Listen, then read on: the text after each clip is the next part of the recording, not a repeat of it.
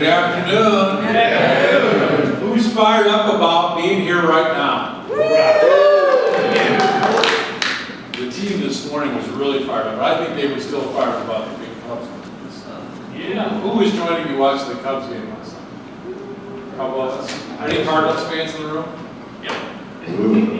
Have you recovered? Sandy tried to tell us this morning that it didn't bother her. That was a lie. She could not take this. She could not. But I did tell kind of what I thought was a funny story this morning. I was in a meeting yesterday in Chicago, in Oak Brook, and I was coming back at a dinner meeting here. I had to get back, so I was kind of in a hurry, and I was going a little fast, and I looked in the rearview mirror, and I noticed there was a car right at my heels that had a light bar on the top. I think it was a Federal Signal light bar. So I did a quick lane change to the right to get out of this person's way in case he wanted to pass me. He did. He followed right behind me. That's when those lights came on. I was speeding. So anyways, got a younger officer, where are you going? Going home, living in Rockford. There was a meeting in Chicago, and I said, I was listening to the Cubs game. I just lost track of how fast I was going. Well, they're winning 4-2. So anyways, long story short, I hand him all this stuff, he comes back with a written warning. David, he had a similar experience recently. Yesterday? Yeah. Was it yesterday too? Yeah. It was a good day. So the police officer asked David about what he does, and he's asking about his book, and going on and on and on. He got a written warning as well too. So it was a good day for David and I driving cars. But we are excited today to get together to talk about our culture. We've been commenting for years about how the culture is for us a competitive advantage. The culture of this organization is why our customers love us, and it's why when potential customers come in and meet you, and walk around this facility and interact with you, they come away with, wow, there's something special here. There's a feeling that you get from being in this building and interacting with this team. That culture is alive and well. We know that based on the recognition that we got from the Great Places to Work, that the culture is effective and that it's a positive thing for us as a team. That recognition we will talk about next week because tonight it's open, so make sure everyone's on. But it's an indication, and it's great to have an external source look at what we do as an organization, how we do it, and say that there is a really great culture here. But it's also imperative that as we think about the future, and now is a great time to do that. We're on the cusp of our 25th anniversary as a company. It's great to look back where we've been. It's been a great journey, and the culture has been a big part of it. But as we look forward, we know that our best days are ahead of us. And as we look forward, we know that we'll be a larger company. We'll scale. We'll have more people in different cities and more people in different countries that are part of our team. So the cultural alignment of us as an organization will become increasingly more and more important. And as we think about trying to grow the business, we look at everything we do and say, can we scale it? Like, can we? Several years ago, we bought the land next to us in case we needed to scale and add to the building, so we can add to that. We think about computer systems. We put a bunch of new stuff into the computer room so that we can scale and grow the computer systems and support more things. We put a fiber optics cable into the building so we can support more people. Well, one of the things that we need to do is be able to scale our culture, and because it's real, it's alive and well here in Rockford. We know that, but the culture isn't as tangible. It's not as real in Mexico right now, and it's not as real in Tyler right now because we have to find a way to make the culture more consistent across all of our operations and consistent across people in different parts of the country. So that's what we're really here today to do with David Friedman. I had a chance to meet David in May. I'm a part of a Vistage group. I mentioned that in the past. David spoke to our group and talked about what his company does. He had a very successful career as a business owner and has spent the last number of years working with organizations like Field that are interested in making their culture more intentional.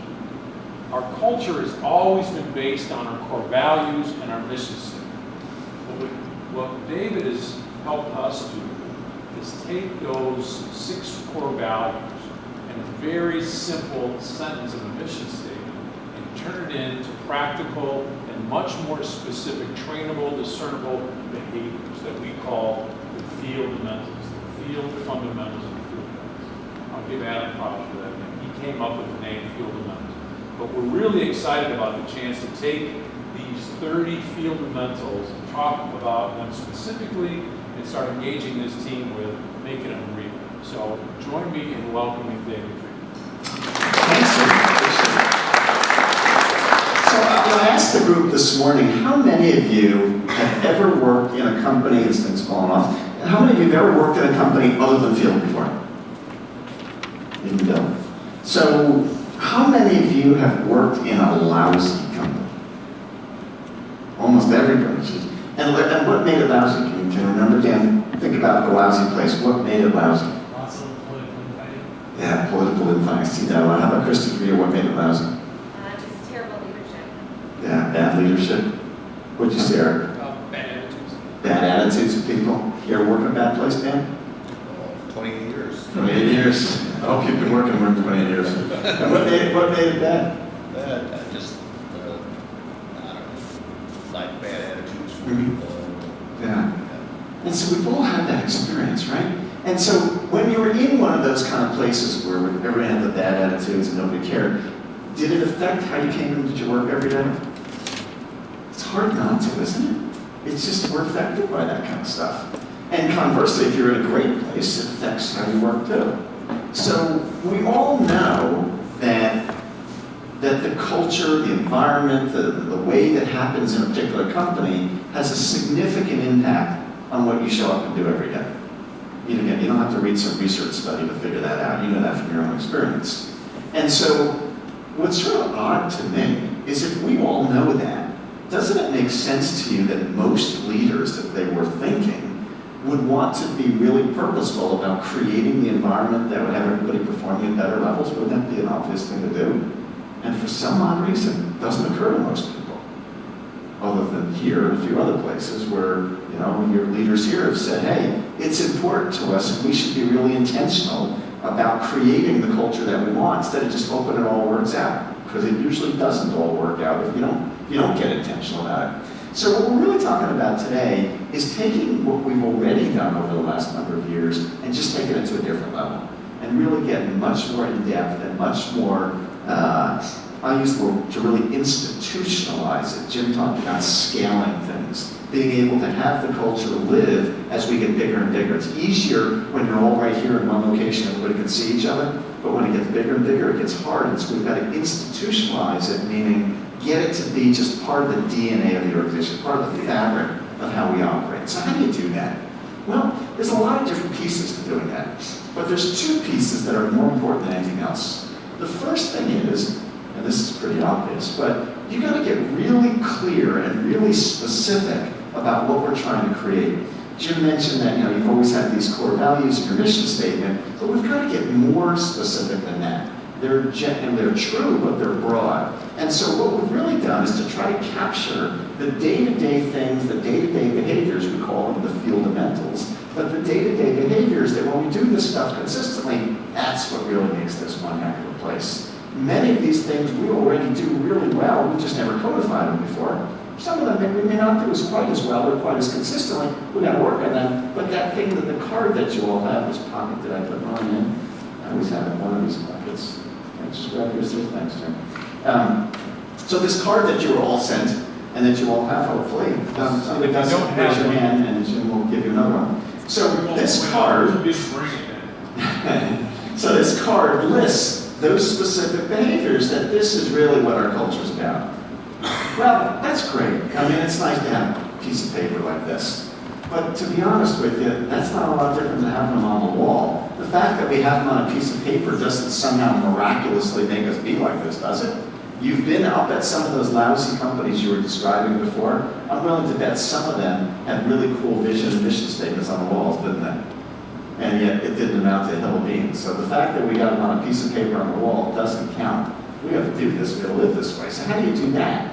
Well, if you think about anything that you want to get good at, whether we're talking about, you want to learn to play sport better, you want to learn to, play an instrument, you want to learn a new language. I would say anything other than golf, because any of us that play golf, like you can't freaking learn to play golf.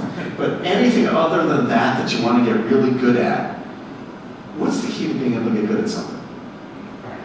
Practice, right? Yeah. I mean, we're not going to get good at anything unless we practice it. Well, there's nothing different about this. That the only way we're ever going to get good at this is to practice it over and over and over and over again, just like anything else we want to get good at. So how are we going to do that? Well, what's going to happen, what's going to make this different than perhaps anything you've ever seen, is that we're going to take one of these Fieldamentals each week, and you'll notice there's 30 of them. We're going to take one each week, and we're going to do a series of things to practice them all throughout the week and to really focus on it. So next week is going to be week number 1, and we're going to be focused on the very first Fieldaменtal, and we're going to do a series of things that I'll describe in just a moment. And then the following week, we're going to be focused on the second one. And the week after that, we're going to be focused on the third one, and so on, right through the next 30 weeks. And at the end of that 30 weeks, what do you think we're going to do? Any guesses? We're going to go back to number 1, that's right. And we're going to do it again. And we're going to do that for the next 30 weeks. When we finish that 30 weeks, what do you think we're going to do? We're going to do the same thing. And we're going to do it week after week after week after week of the rest of our careers. This isn't going anywhere. So this is, I said to the group this morning, buckle up your seatbelts and get on for the ride, because it's not going anywhere. This is not the flavor of the month that's going to disappear in a couple months. We're going to be doing this stuff every week for the rest of our career, because that's the only way we're ever going to have it be part of the fabric of how we are. There's no shortcut to it. So how are we going to do that? Well, what's going to happen is that there are 3 different things, at least, that are going to happen every week to focus on the particular Fieldaменtal of the week. The first thing that's going to happen is that starting next week and for the next 30 weeks, on Monday morning, Jim is going to send out an email to everybody in the organization with some of his thoughts about this week's Fieldaменtal. Maybe a personal story, an example. It may not be as good a story as getting stopped by the cops, but some example of where this is relevant, some of his thoughts about it for the week. So every Monday morning for the next 30 weeks, Jim's going to send that out to everybody. When we finish that 30 weeks, and we're back to number 1 again, the senior leadership team is each going to take a week, and they're going to rotate among the senior leaders, and they're each going to take a week, and they're going to send out the message of the week. When we finish that 30 weeks, we're going to continue to cascade it through the organization right down to every one of you. So you're going to have your own chance to take a week and share your thoughts about this week's Fieldaменtal with the rest of the staff. So that's the first thing that's going to happen every week.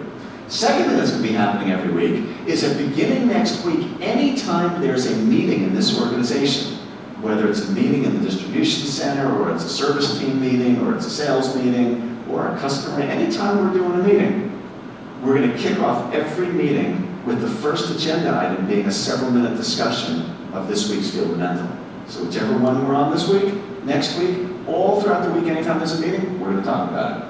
The following week, we're all going to be talking about Fieldaменtal number 2 and so on. So any meetings from now on, starting next week, start with the Fieldaменtal of the week.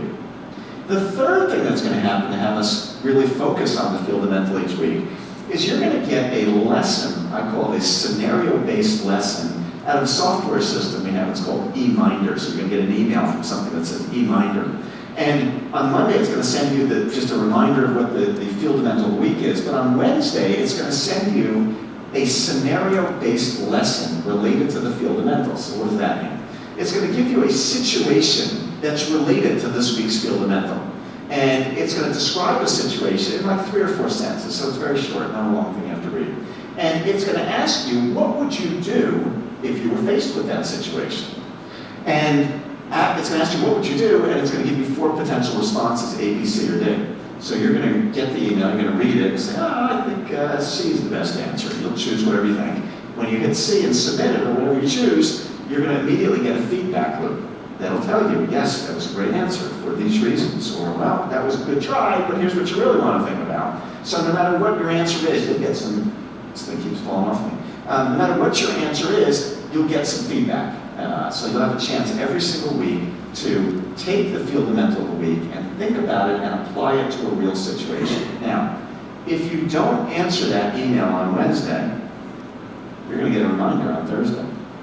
And if you don't answer the email on Thursday, you're going to get another reminder on Friday, which will also say final reminder. And at the end of the week, the whole management team is going to get to run reports, because I know you guys are data-driven. We're going to be able to run reports to look at who's answering, who's not, who's getting it right and who's not, which departments are answering at a higher rate than others, so we can even have some competition here. So answer the question. It takes you about 90 seconds to do. So none of us is so busy that we can't spend 90 seconds applying our Fieldamentals week. So again, next week, every week you're going to get a message starting from Jim and then cascading through the organization. Every meeting we're going to talk about the Fieldamentals week, and every week you're going to get a chance through the e-minder system to respond to a specific question and apply the Fieldamentals week. And so when we do that week after week after week after week, it starts to become second nature to us. That's what's going to be happening. Now, what are we here to do this afternoon? Well, our goal this afternoon, probably some of you have talked to some of your teammates who were here this morning, so maybe you got some reports, but our goal this afternoon is to really give you a chance to get very familiar with each of these Fieldamentals and to talk about them, explore them, start to understand some of the depth and nuance behind them. And the way we're going to do that is as follows. We're going to do two different exercises this afternoon. The first one's going to take us about an hour and 25 minutes, and I'm going to describe it in just a moment. And we're going to do that, and then we're going to take a 10-minute break, and then we'll come back for the second exercise, and when you come back, you'll be in the same groups, in the same spots. So we'll come back and do a second exercise. It'll take us about 45 minutes to an hour. We'll do a little 10-minute wrap-up, and we will finish right on time. This morning, we actually finished 45 seconds early, so we'll be pretty close, right?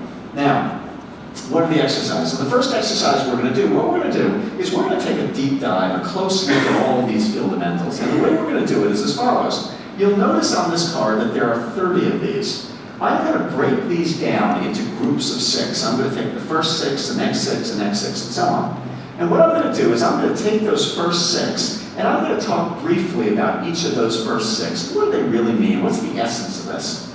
Once I do that, after I talk about those first 6 a little bit, I'm going to ask you at your table, so this is why you're in your small group, I'm going to ask you at your table to talk amongst your teammates about just those first 6 Fieldamentals, and specifically to answer 2 questions.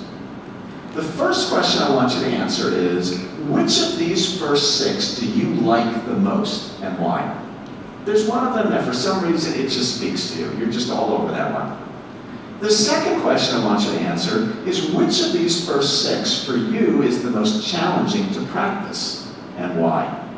They all sound great, but they're not always easy to do. Sometimes they're pretty challenging. So which for you is the most challenging? And this is not a group vote. So, in this group, I'm not looking for what group 1 thinks is the best answer. I want Adam to share with Dan, Dale, and Carl, from Adam's perspective, which one of these do you like the most and which for you is the most challenging. Dan's going to share with Adam, Dale, and Carl his perspective and so on. So each of you at your table will share with your teammates from your own personal perspective which one speaks to you and why, and which one is the most challenging to practice and why. I'll give you about 5 minutes to do that, and then I'll ask some of you to share what you came up with. And as you'll see quickly, when I ask for volunteers, if you don't volunteer in like a half a second, I'll call on you.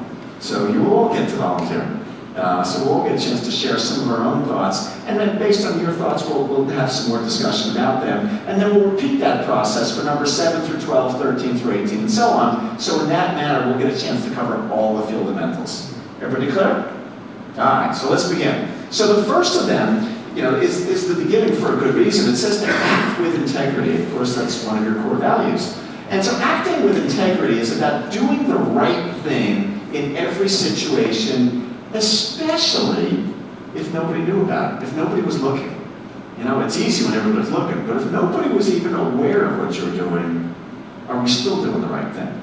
I share sometimes a litmus test that I use when I think about how do you know if it's the right thing to do or not. And here's a really simple test you can ask yourself, not complicated. You're thinking about whether to do something or not, or how to do it, or what to do, and you ask yourself, if I was to go home tonight, and I was going to tell my spouse and my kids what I did, would I be really proud to tell them? Or would I be thinking, oh man, I hope nobody asks about this?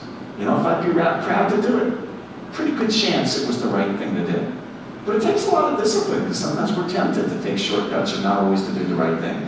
But we want to make sure in every situation, bar none, we're asking ourselves, what's the honest thing to do? What's the ethical thing to do? What's the appropriate thing to do? We want to do the right thing always. The second of these says to deliver legendary service. Notice that this does not say deliver pretty decent service. It doesn't talk about having customers who are satisfied. What's wrong with satisfied customers, by the way? Anybody? You want satisfied customers? Is that the standard you're playing to? Who's the customer service here?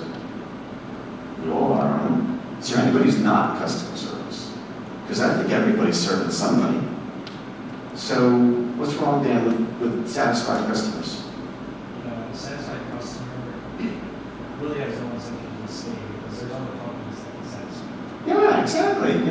Anybody can satisfy a customer. That's a pretty low standard. We want to blow people away. You want to create experiences for customers that have them saying, feel, those guys are unbelievable. I don't know what they're on, but those guys are incredible. I mean, that's the kind of thing you want. You want to create those kind of experiences where they tell others all about Field. We don't want them to just merely be satisfied. So we've got to think about how to create those kinds of experiences. And again, we're all serving customers. Some of us are the internal customers. Some of us serve those other people that are outside. But we're all in the customer service business. There isn't anybody here who's not in the customer service business.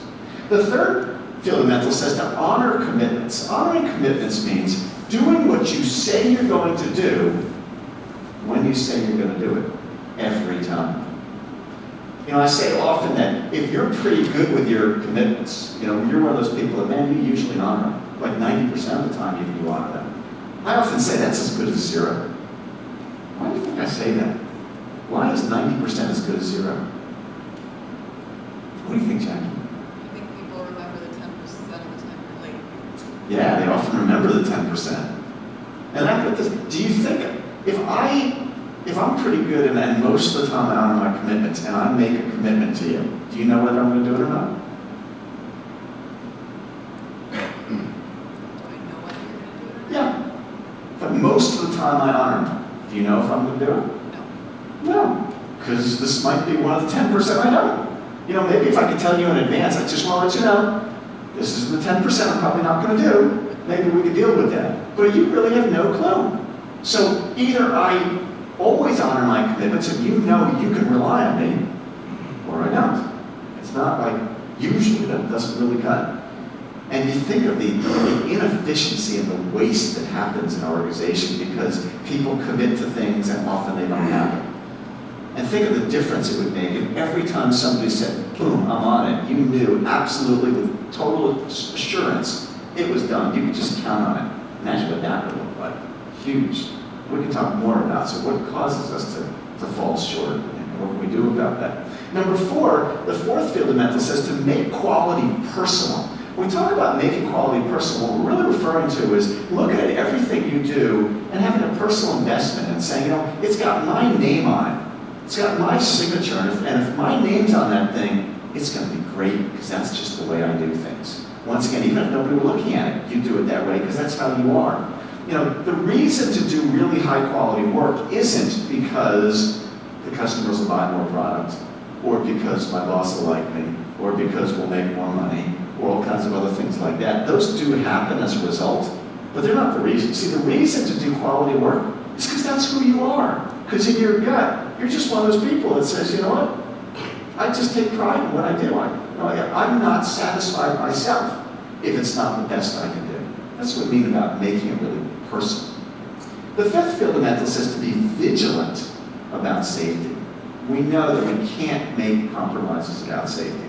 That you've got to look out not only for your own safety, but even for the safety of your teammates. You see a teammate doing something that doesn't look safe, you're going to speak up. It's not just you, it's everybody. And again, it's a no compromise thing. That we don't want to take any shortcuts, we want to ever sacrifice safety. So, huge. The sixth and the last in this first group says to drive for innovation. Driving for innovation means looking for new ways to do things. Learning to ask yourself, I wonder if there's a way we could do this, or what if I tried it this way? And being, we started talking about taking intelligent risks, trying new ways. And intelligent means using some judgment too. So taking risks doesn't mean trying anything, but it means use some sound judgment and be thinking about it. But at the end of the day, we don't want to just do the same old, same old. There's always a way that we can do things better, more creatively, faster, more effectively, solve a problem with higher quality. There's always a way we can do that. We're going to be pushing ourselves and looking for new and better and innovative ways to do things. So that's the first 6 Fieldamentals. So what I want you to do again at your table is I want you to share with each other, your teammates, which of those first 6 do you like the most and why, and which of those first 6 for you is the most challenging to practice and why. All right, let's do that right now. So, I heard some interesting conversations going on. Let's bring it back together. So, who's willing to share one that you really liked in that group, in that first group of 6, one that you really like? Jeff, thanks for volunteering. One I really like? Yeah. What's your favorite in that group? Yeah, I'm gonna say the number 1. I just feel like, I don't know if it's my upbringing or something that I've always taken pride in, just doing the right thing even when people aren't looking. Yeah. For a lot of us, I think typically it's our upbringing that where you get that, isn't it? And it's not like, I don't think anybody was brought up, I hope not, brought up thinking, being taught, don't ever do the right thing. But I think in some families, it was a particular point of emphasis. I heard you telling a story, Larry, about your dad and teaching you that in some people's families, it's just, my dad used to always tell me, just be honest, tell the truth. And it makes a big deal. And yet, as obvious as that would sound, like nobody's going to say, I purposely try not to do the right thing. Sometimes we're tempted, right? What gets in the way of always doing the right thing? What sometimes gets in the way? Otherwise, we'd always do it right. Rich, what gets in the way sometimes? Personal gain. Yeah, sometimes could be personal gain. What else? Other priorities. The conscience could, yeah. How about just, speed?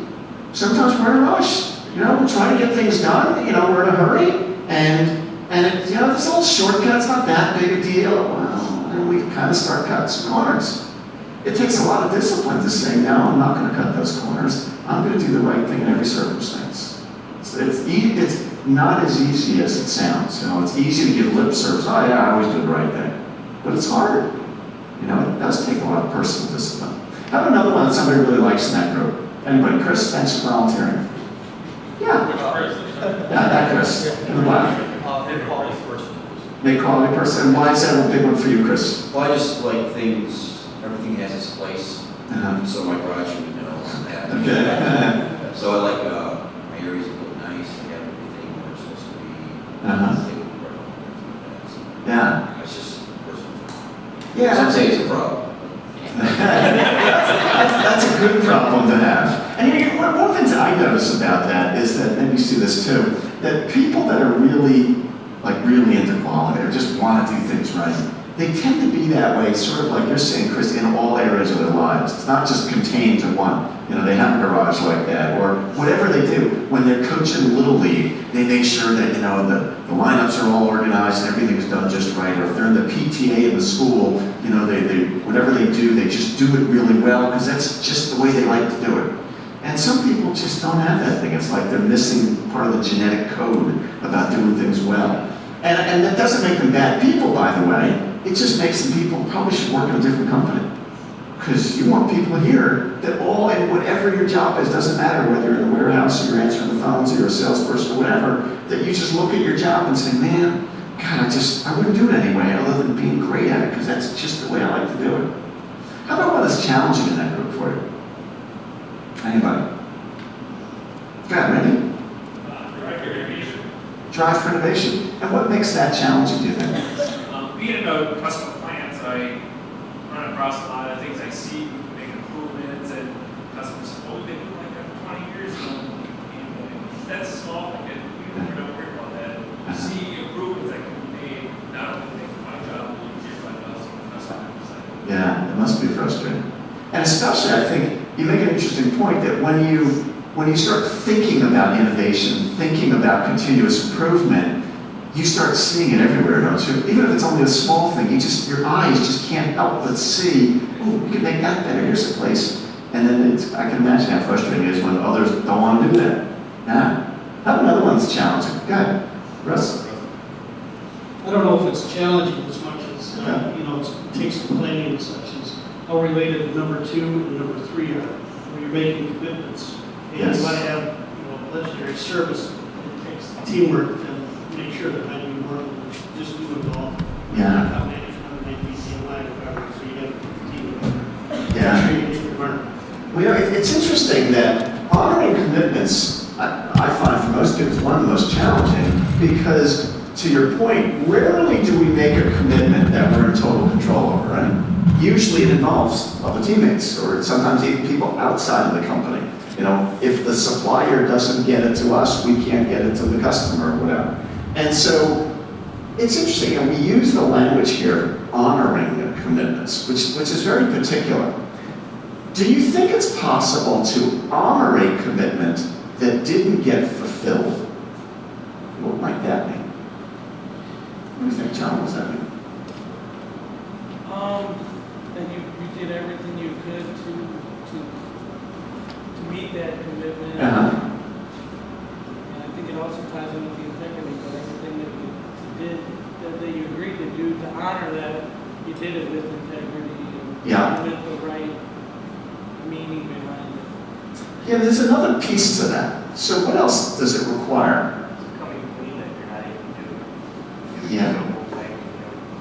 Yeah, that's the key thing, I think, is doing it. If the immediacy, it's Mike said, it's coming clean, but in particular, as soon as you know. So in other words, I made a commitment that we're going to have this to the customer by Friday. And if today I realize it's not going to happen because there's a delay in the shipping or whatever, what I don't want to do is I certainly don't want to wait till Friday morning to tell them, because maybe they were depending on it and they could have made some adjustments, or the people that were depending on them, and I've just now removed the chance for them to do anything about this. And I sure as heck don't want to just blow it off and say, stuff happens. No, tried my best. No, I gotta, as soon as I realize, at the earliest point that I realize something's gonna get in the way, I gotta be talking to them. I gotta be saying, hey, let's talk about this. I know I said Friday, but here's what's going on. Let's talk about what options we have. Could I get part of it to you by Friday? Could we get it to you by Saturday? Would that work? Let's discuss this. That's where we need to be. So to honor a commitment means that we're doing everything we can do to make it happen. I mean, we're pulling out all the stops. It's just like John said. And at the earliest possible point that we realize something's going to get in the way, we got to be talking. We got to be communicating. That's what we, yeah, Bill. I also think you have to be realistic when you're making those commitments as well. Yeah, so I think Bill raises an interesting point about being realistic. I think, in my observation, the single biggest reason that most people struggle with commitments is they make commitments they shouldn't. Either they set dates that are impossible to achieve, and or they say yes to too many things. And I think what happens is often it feels it's easier for us to want to please people. Yeah, we can do that. Meanwhile, there's no way that's going to happen. And I think this all goes together, that if our attitude about commitments is, well, as long as I tried, it's good enough. If that's our attitude, then we don't have to be that rigorous about the commitments we make, because I just tried, it's not that big a deal. But if you start saying, I'm going to honor every one of my commitments, because that's the way we've got to work together, well, then I better be thoughtful about what I commit to. Because if I can't do this and it's unrealistic, then I better not say yes. Let's be realistic about it. So I think you're right, Bill. Absolutely. To add to that, where many of us are making commitments on behalf of the entire organization, not Yes. just on our own accord, but we're making commitments for the sourcing team and the distribution center team and the quality team. So it's imperative that we're making commitments that the whole organization can honor, not just the people that are customer facing. Yeah. Let me ask you about this legendary service that you're referring to, Russ. So what do you think the difference is between legendary service and good service? What makes something legendary? Communication. Yeah, communication is part of it. Yeah, good history.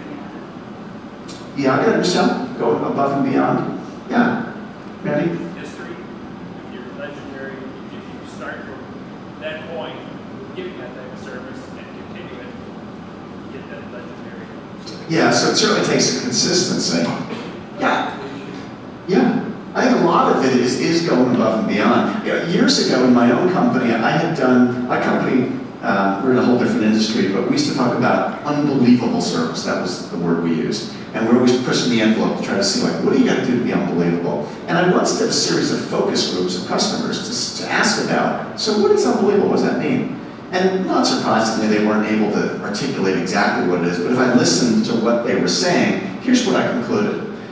If you do everything you say you're going to do, man, they call you and you're on it, you do it, they call that excellent. Man, you guys are really good. It's not legendary, it's not unbelievable, it's good. What makes something unbelievable or legendary is doing what I wasn't expecting, which is really what you were saying, Michelle, going above and beyond. You know, call them when they weren't looking for something. Offer them some extra thing that they didn't even ask for. That's the difference between being really good and being legendary, is do the unexpected. Create experiences that they weren't thinking were going to happen. If you do exactly what they asked for, again, that's really good. You guys do a good job. It's not amazing, it's just good. You got to think about what else can I do that they didn't even ask about. That's how you get to be legendary. All right, let's take a look at the next group of 6. So, starting on number 7. Number 7 says to be passionate and positive. I know you guys talk a lot here about passion and bringing your energy and enthusiasm and being positive. That, you know, it's about your attitude. That we all know that our attitude is contagious, right? You know, you're around people that are really positive, enthusiastic, and it spreads. And you're around negative, whiny, cynical people, and that spreads too. And so your attitude's a choice. You get to pick. How do you want to be? And this is about choosing to be positive. Look for the positive in things. Be enthusiastic. Be optimistic. You know, it generally leads to more success. Number 8 says to get clear on expectations and purpose. So why are we doing something? Are we clear about that? And getting really clear about what's expected. You know, I say all the time that people judge us not by what we do, but rather how it compared to what they were expecting we were going to do. So think of this. Here's a really simple example for you. You're on the phone with a customer, and the customer's got some issue, and you say, you know, I'm going to have to look into that. I'm going to find out what's going on, I promise. And I'm going to get back to you as soon as I can. Whatever that means. And you call them back tomorrow morning, and you're so proud, man, that was amazing what I did. And meanwhile, they're all angry because they thought as soon as I can that this afternoon. Did you ever have that happen to you? Now let's change that story. You call them back tomorrow morning, and they thought it was going to take 2 weeks to resolve this, and you guys are amazing. How'd you do this so fast? Now in both of those examples, you got back to them tomorrow morning, right? The same thing. But in the first example, you're a bum, and the second example, you're a hero. And what was the difference? Their expectations, right? If they expected it this afternoon, you're a bum. If they expected it in a couple of weeks, you're a hero. So it doesn't really matter what you do. What matters is, how did it compare to what they thought you were going to do? Now, if you don't know what they expected, it's just like rolling the dice, hoping it all works out.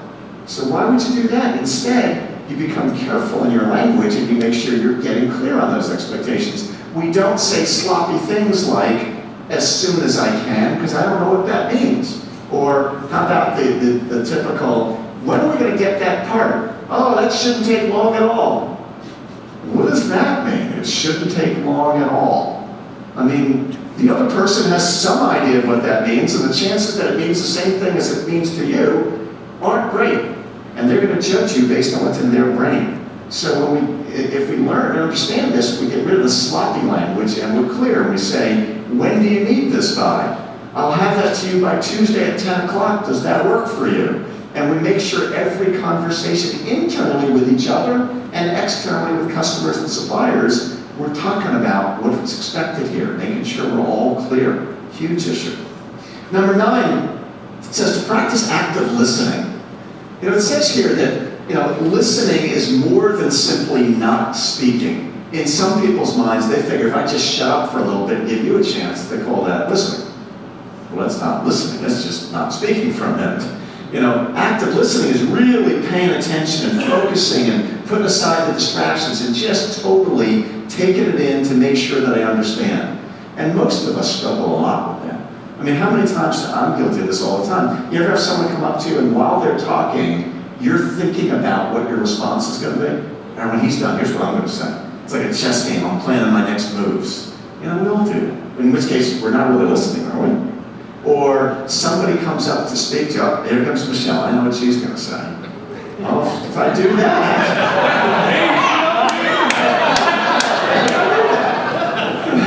It's amazing how fast he picked up.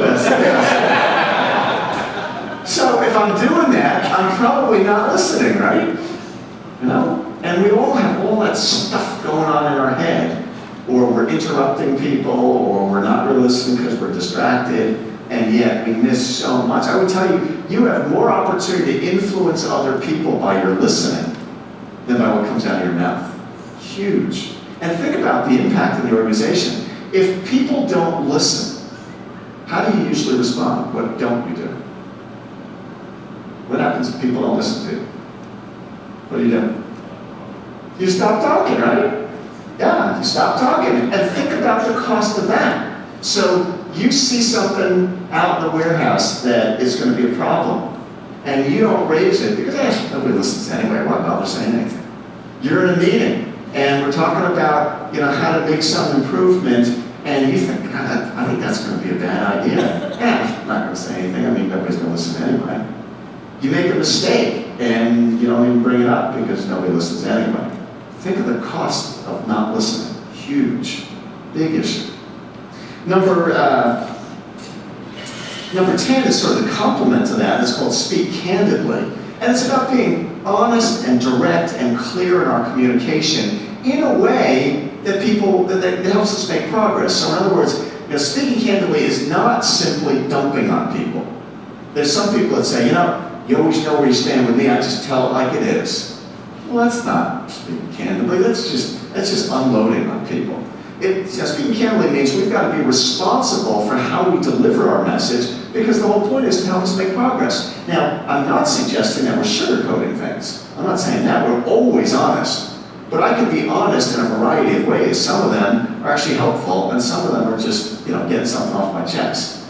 Speaking candidly also means that we go directly to each other when we have an issue. If I've got an issue with Randy, I don't go to my boss and ask my boss to talk to Randy's boss and Randy. No, why don't we just go talk to each other and fix it? I would say that companies that get really good at this don't have any fewer problems than anybody else. They just solve them faster. An issue comes up, we talk about it, we fix it, and we move on, next.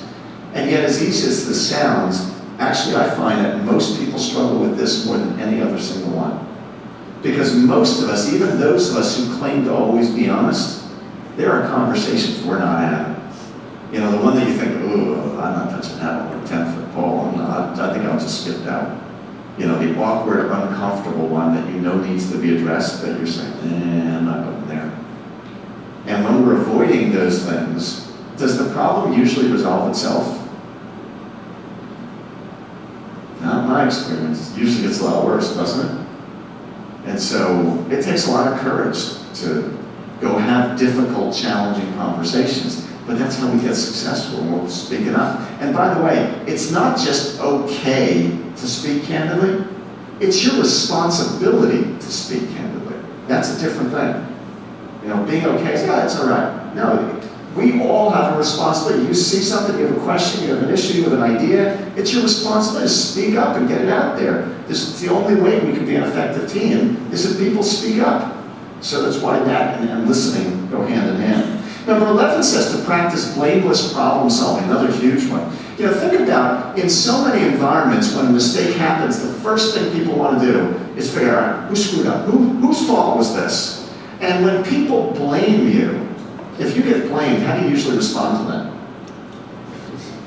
Yeah, most of us get defensive. No, that wasn't my fault, you don't understand. And we start making excuses, etc. And when we're doing that, what aren't we doing? Yeah, we're not solving anything. So when a mistake happens, there's really three things that matter. The first is, how do we fix the darn thing? Let's just fix it first. Who cares whose fault it was? Second thing that matters is, after we fix it, let's go back and do a little autopsy to figure out what the heck happened there, so that we can learn from it and get smarter. And the third thing that matters, that is so often forgotten, is after we've learned something, we've got to go back and look at our processes and integrate that thing that we just learned to improve the process, so we reduce the chance of making the same mistake again. Sometimes I hear people say, oh man, I really learned my lesson there. And I ask them, so what are you going to do differently? Nothing? Well, then you didn't learn anything. You know, unless you've now incorporated that into your processes and improved them, you didn't really learn anything. That's what counts. What doesn't matter is whose fault it was. Who cares? It's just not relevant. All it does is get in the way. And think about, you know, if you're in a blame-filled environment, we talked about being innovative before and driving innovation, why take a chance and risk anything if somebody's just going to jump down your throat and blame you? So if we have a blame-filled environment, people quickly learn not to try anything new, not to take any chances, not to be honest that there's a mistake that's occurred, because I don't want to get blamed. But if we have a blameless environment, we can surface that stuff. So it has huge impact. Number 12, and the last in this group, says to think team first, another one of your core values. And this is about putting your own agenda on the side and just thinking, hey, we're a team, we win and lose as a team. How can I help the team? You know, how will we help the team be successful? It doesn't count to say, well, my department did our part, they didn't do their part. No, we're all one company. We're all one organization. We're all one team. And that means sometimes we've got to even step out of our job function and do whatever's necessary. You see somebody needs help, you jump in and you help. Because it's not about you, it's about the team. So we always want to think team first. So that's the number 7 to 12 in your small group. Once again, you get the hang of this. Let's go ahead and talk about which one of those do you like the most and why, and which for you is the most challenging to practice and why. So, let's bring it back together. So who's willing to share one in 7 to 12 that you really like? Don't be shy. Go ahead. I like to speak in candidly. Why do you like speaking candidly? Some people aren't surprised by this. Yeah, that's it. Exactly. No, I believe that you got to say what's on your mind. Mm-hmm. Now, that's also my most challenge, because sometimes they go a little bit too loud, let's just say. Yeah. But I think that is so huge, because there's a lot of people that will be the hush-hush mode, even though something might be bothering them. Yeah. But me, I won't say it, whereas I'm the one that sticks in my head, I'll say it. Yeah. I'll say something. And if you don't say anything, nothing's going to ever get addressed. And there's nothing worse than being in a group of people or a meeting and we talk about something. Anybody have any question? Anybody have any comments? No? And then we go out of the room and people are like, well, I don't know why we did that. Well, that doesn't do anybody any good. You know, you got to speak up. At the same time, you know, this is a very important part of speaking candidly. Remember I said before that the purpose of speaking candidly is to help us make progress, to solve a problem. It is not to get something off my chest. That's not the goal. So it's really keeping an eye on what am I trying to accomplish here? Am I trying to help us solve a problem, move something forward, contribute some thoughts, or am I just unloading? That's not what we're about. So we do want to be candid all the time, but in a way that's actually helpful. And there's a lot of different ways we can do that. Yeah. How about unless you had one? Dave? Yeah, I'd say think team first, only because at Field here we are a team. And Yeah. there's a lot of different functions throughout the organization. Without one of the functions, whether it be quality sourcing, a team really can't operate. Yeah. So it's really key and important. Yeah, it's a good point. You think about, in order to deliver for the customer, there's this whole series of people who all have to get involved. And if any one of them breaks down, it doesn't work. And so you can't do it without everybody contributing. Yeah, great point. Have another one, somebody last. Yeah, guys. Randy, or Buddy. Hold on, buddy. Come on, make sure you're really Let's go back to that one about speaking candidly again. Yeah. There's different ways you can say things too, and still be honest about it. Great. Because I know, like when I'm talking to my wife sometimes, my kids have that too. I mean, I'll be perfectly honest, but my wife will say, well, you're being brutally honest. So, you have to kind of be careful there too. Even if you're right, you can say it the wrong way. Yes, you're making a very important point, Buddy, that how we deliver our message, still always being honest, makes a big difference. I'll tell you, here's a really simple example that I learned years ago that's just, it's such a simple idea, but very important. So when you're giving somebody feedback about something, and you want to be honest about it, if you talk about the future instead of the past, the entire conversation is different. So let me give you an example. If I say to Buddy, Buddy, I gotta be honest with you, you shouldn't have done it that way. How's he likely to respond? Hey, he's gonna get defensive. Well, you don't understand. Well, the reason I did it was this. If you were there, you would have taken up all, because it feels like it's more likely for him to feel like I'm attacking him. And then that kicks up all this noise and static that makes it hard for him to even hear me or to listen or to learn anything. But if I make one simple shift and I say, buddy, the next time we have a situation like this, here's how I'd like you to handle it. So if I talk about how I want him to do it the next time, there's no defensiveness, and now he can hear me. Now I was honest in both ways, right? I wasn't avoiding it. I was being very straight, very honest with him. But in one way, it's easier for him to hear and process and do something with. In another way, it just kicks up a bunch of defensiveness. So just a simple thing like that can make all the difference in the world. So how we deliver our message, as Buddy's pointing out, is a really important part. Always honest. So none of this, nowhere in here is it okay to be less than honest. But I can be honest in a way that's actually helpful, or I can be honest in a way that just gets in the way and doesn't solve anything, doesn't help. Yeah, great point. You ever notice, I mentioned before how so many of us avoid difficult conversations. Why do you think we do that? And why do you think it's uncomfortable for us? What is it that we're uncomfortable with? Ruffling feathers. Yeah, sometimes ruffling feathers. What else? Think about conversations you know you need to have that you're not doing. Why don't we? Uncertainty, confrontation. Confrontation, what does that say? Uncertainty of the outcome. Yeah, we're not sure of the outcome.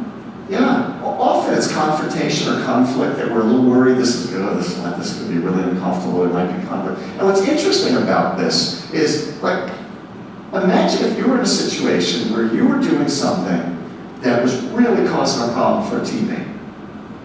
And it was a big deal, and you had no idea that this was even an issue. You were just totally clueless about it. Would you want them to tell you? What's the whistle? I mean, if I didn't even know about it, how could I fix it?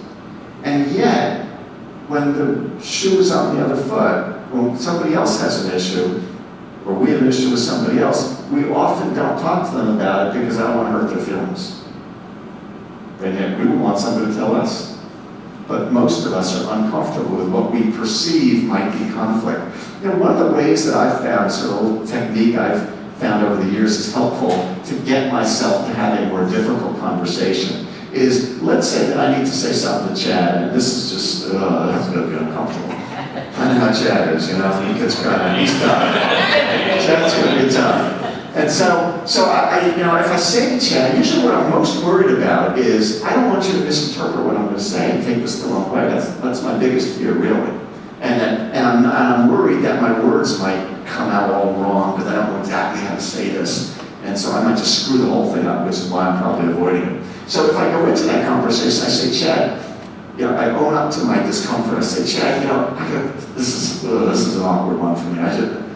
I don't want you to take this the wrong way, but there's something I want to share with you. If I own up to my awkwardness or my discomfort, he's more likely to give me a lot of room, a lot of leeway here, and he's much less likely, to misinterpret what I'm saying, because he knows that my words might come out all wrong, and then it might not come out perfectly, so I'm going to get a lot more room here. So just acknowledging this is a difficult conversation, I feel a little uncomfortable here, just sort of sets the tone, and that now gives me the courage. Okay, now I can dive in and go for it. Because I'm not worried that he's going to take it the wrong way, or is less likely to do that. So just a thing like that can make a big difference. Yeah? I've got one more that's challenging for you in this group. Anybody? Brendan, which one for you is the most challenging? I think clear expectations and purpose. Because sometimes you'll get into something and not realize that there was an expectation you should have been looking for. Yeah. So I can say that's it.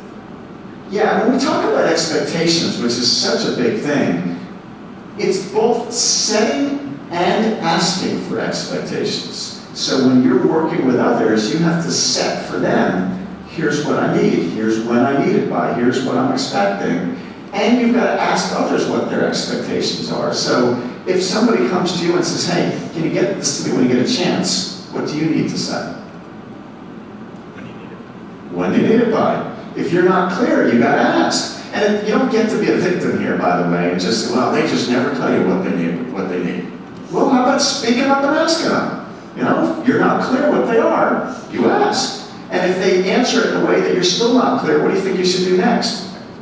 Ask them again until you're clear, because we can't walk away unless we're both clear. And by the way, you know, I once heard somebody say this, I think this is just a great comment, that if you want to influence action, what counts is what's heard, not what you said. Think about that. What counts is what's heard, not what you said. So sometimes you got to confirm it. You know, it doesn't count to say, well, I told him that. Well, I don't know if that's what he heard. So sometimes it takes just that extra time to say, let me make sure we're on the same page. Repeat back for me what you understood we're doing. Yeah, that's what I thought. Yeah, all right, we're on the same page. Because if I said something and you heard something else and you walk away, we still don't have the same expectations. And I would tell you that virtually every misunderstanding you can think of, at home or at work, at the core of it is a misunderstanding of expectations. You know, I thought one thing, my wife thought something else, she was wrong. But it's always, she had to have, but it's always about expectations, all the time. If we just take the time to get clear on them up front, it makes a huge difference. All right, let's take a look at the next group. So starting at number, two quick comments. One on this expectations. You know, we talk a lot about using outlooks and tasks. This is a great way to keep track of those expectations. I committed this on this date. I need this by this date. Outlook is a great tool to keep track of those tasks. When you make those commitments, use Outlook as a tool. And this the comment about speaking candidly, we talk at length. Every one of these meetings, we try to create an opportunity for you to say what's on your mind. We talk about an open door policy with all the leaders. So we really, really want to make sure that you have the opportunity to say what's on your mind and make sure that opportunity is afforded you. So it's a good one to take advantage of. Yeah, and I'll just emphasize what I said earlier. It's not only that you have the opportunity, you have the responsibility to speak up. That's different, right? Absolutely. All right, so let's look at the next group. Starting at number 13, it says to be a fanatic, which is a pretty strong word, to be a fanatic about response time. This means get back to people quickly, you know, I'm on it. It also means letting people know the status of things. You know, how often have you called somebody or asked somebody a question and you're waiting for an answer, and they say, like, you know, what happened? Oh, I didn't have the answer yet. Well, how about just keeping me in the loop and let me know? Let me know that you got the question and it didn't fall in a black hole somewhere, and get back to me to keep me updated as to the status of it. That's a big part of response time as well. And by the way, most people stink so bad at this that it's really easy to stand out. You know, just get back to, just return people's phone calls and they're amazed. You ever notice that? You know, people are just so thankful when you return their call because most people are so bad. This is a really easy opportunity to stand out compared to others. Number 14 says to find a way. Find a way means, you know, own this thing. You got it, figure out, start everything by starting the thing saying, there's got to be a way we can do this, versus starting everything by explaining all the reasons we can't do it. You know, you ever call a company and all they want to do is tell you, well, I'm sorry, that doesn't fit our rules, I'm sorry. Instead of saying, figure out a way, you know, solve it, be creative, be resourceful, own it, find a way to get it done. Number 15 says to use data to make decisions. You know, let's not just make decisions on a hunch, or I kind of think that maybe this would work. Let's use numbers, let's collect data, let's get the facts, so we make sure that we're making sound decisions based on real data, not just our ideas. Number 16 says to be a subject matter expert. You know, a big part of the value we add for the customers is the expertise that we have, not just fulfilling, you know, the product request, but the expertise. And each of us, in whatever our function is, whether we're in the distribution center, we're in sales, we're in service, we're wherever, we can be experts in our area. So it's not just, you know, technical people, it's everybody in your own area can take on the responsibility to say, how do I learn more? How do I get smarter? How do I get better so that I know as much as I can possibly know about my area to be the expert?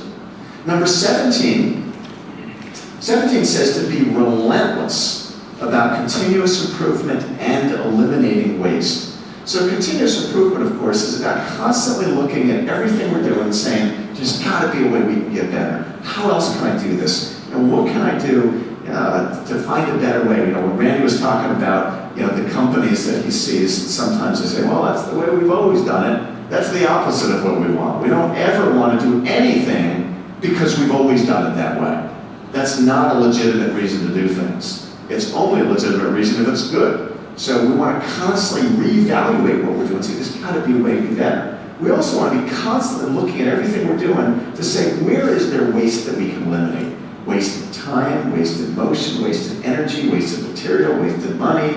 We've got to constantly drive out waste everywhere we're looking and find better, more efficient, more effective ways to get the job done.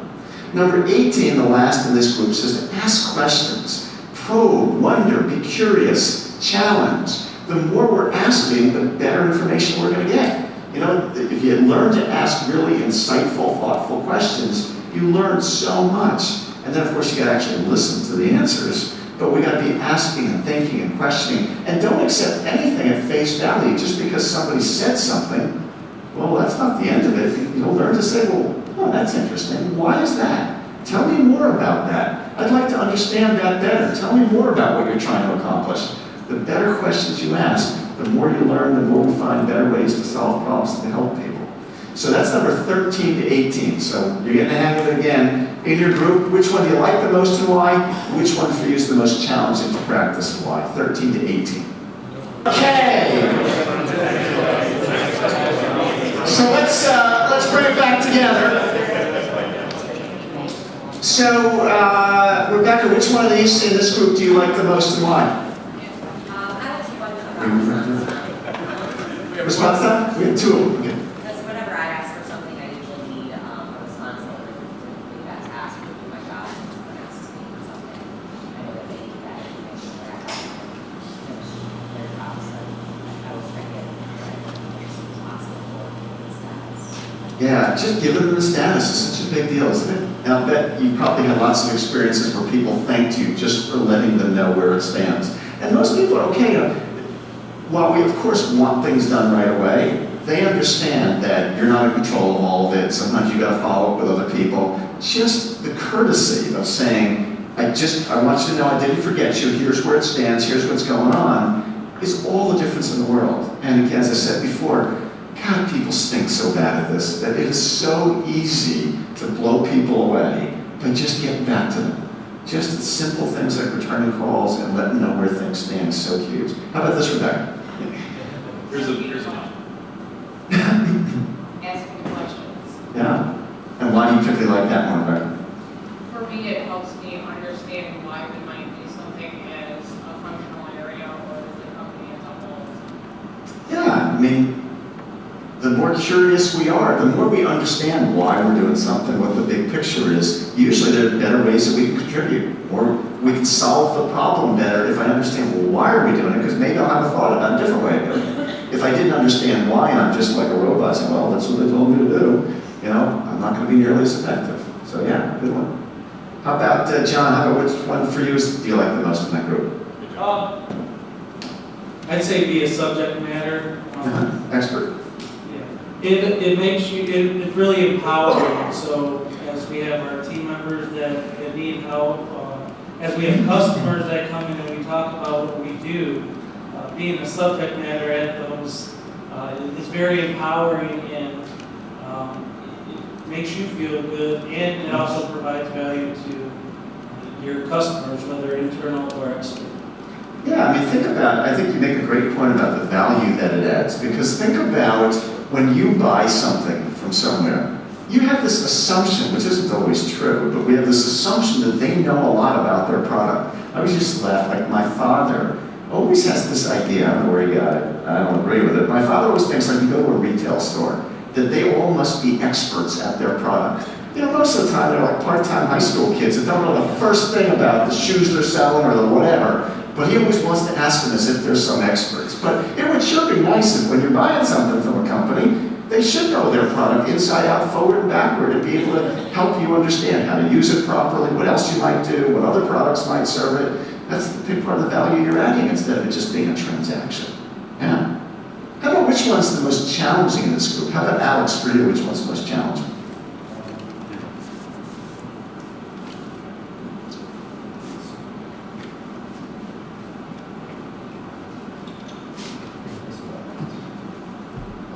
Probably find a way. Uh-huh. Just not,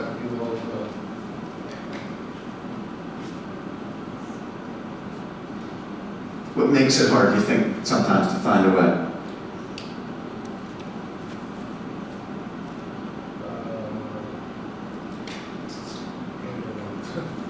Okay.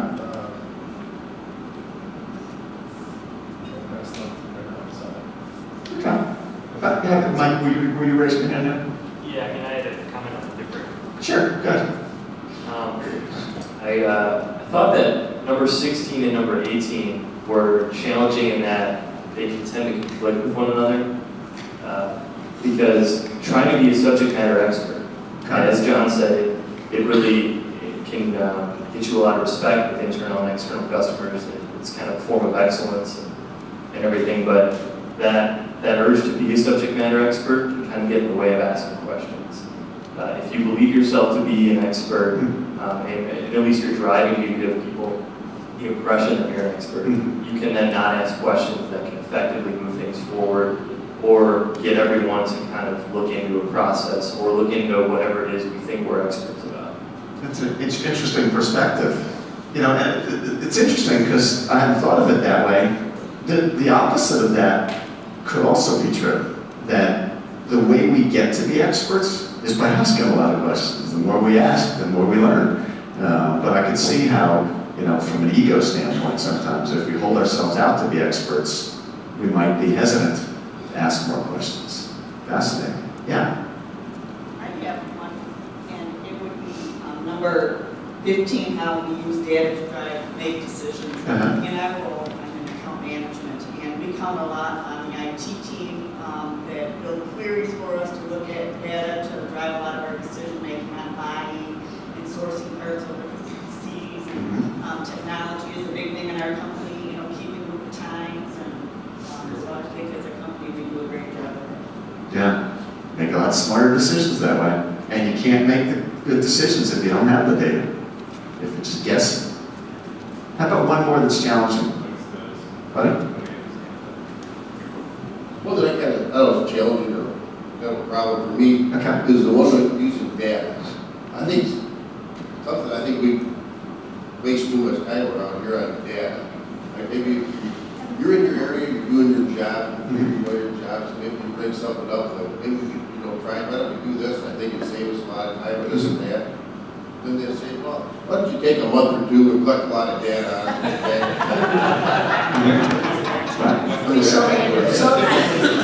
So how do you balance? So, you know. How do you really feel, buddy?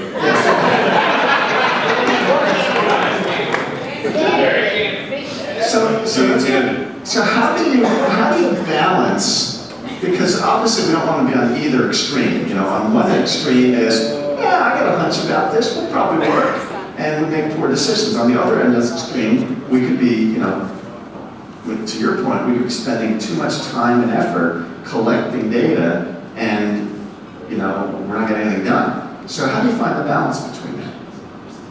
You know, one of the things one of the ways that I think about that is that, you know, we want to be oriented to collecting data. That doesn't mean every single time about every single thing. And one of the ways that I think about it is I ask myself, if I collected this data, would I do anything different based upon what I might find?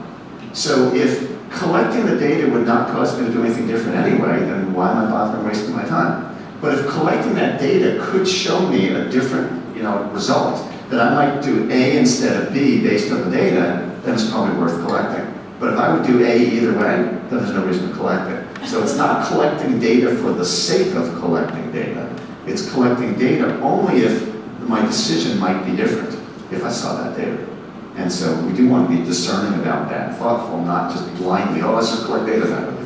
That's a good point. And I think we're doing some of that now. Everybody knows how much I love data and good graphs and charts. And I think it's a very powerful business tool, but I think there's times where we're doing what David suggested, just collect the data, and it's not gonna change anything, it's not telling us anything. So we gotta be mindful of that, because I think we're collecting stuff that isn't gonna change it. Yeah, good point. All right, so let's look at the next group. So starting at number 19, it says to think and act like an owner. What do you think that means, to think and act like an owner? What does that mean? And it's your money that you're spending.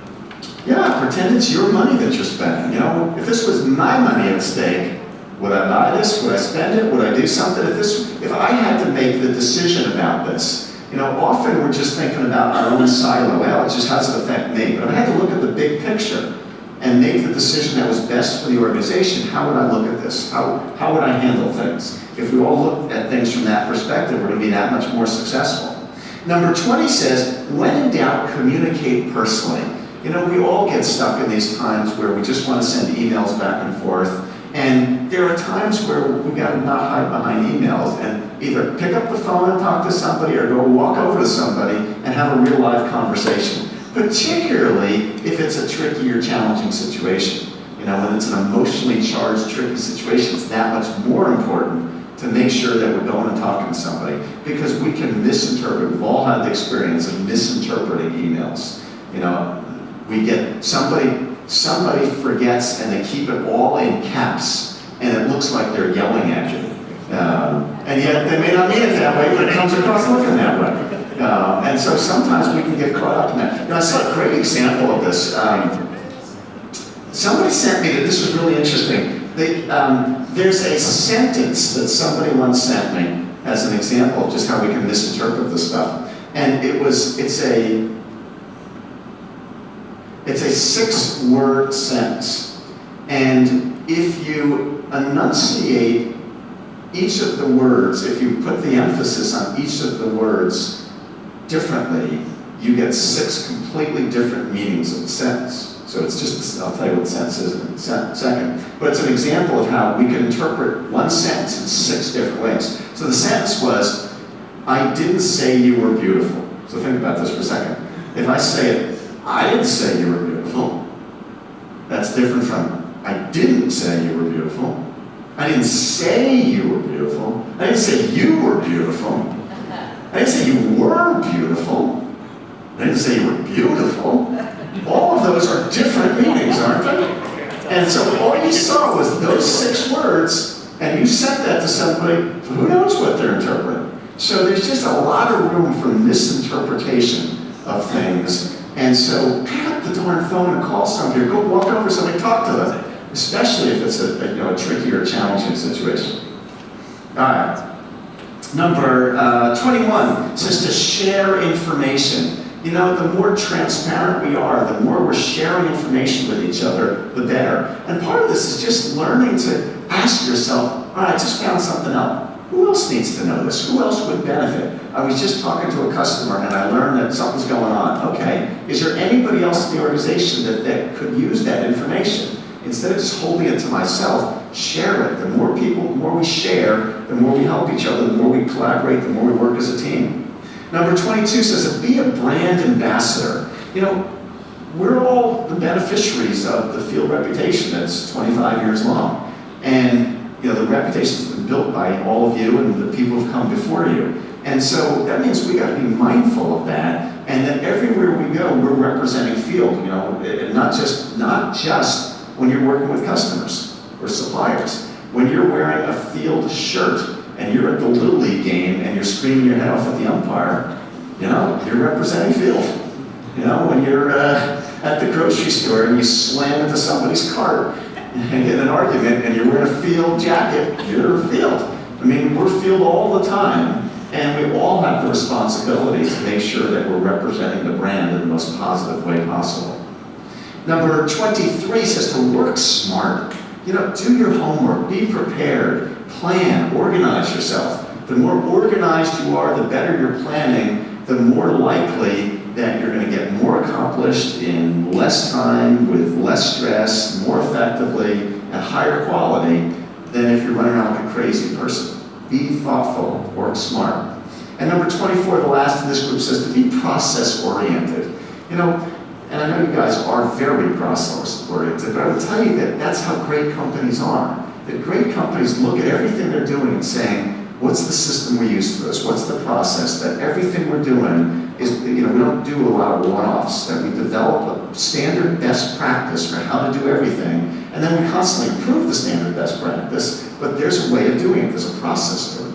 The more you develop great processes, the more consistency you create throughout the organization, the more you deliver higher quality in a very, again, consistent way. So let's take a look at that group, 19 to 24. Which one of those do you like the most and why? Which for you is the most challenging to practice and why? So, in this group from 19 to 24, Beth, which one of these do you like the most and why? That's why we gotta make sure we give you a chance now. I'm gonna say one of the things that I like the most is the sharing of the information. I like how Field is very open with their financials and share with us all the time how we're doing within the company. I think it helps our individual departments work harder and do better. But then on the other side, I see where Buddy's coming from, where he said that sometimes I think we might collect a little bit too much data and share a little bit too much. So I think there's a fine line between sharing and being open and maybe collecting a little bit too much data and doing a little too much. Do you think, it's interesting, do you think that we could ever share, you mentioned, I could see where we could collect too much information that might not be useful. Do you think that we also share information that's not useful? Sometimes. Some meetings, I think, sometimes when we're talking about some stuff, it's like, is this information really worth the time? Yeah, it's a great question. Yeah, go ahead, Tim.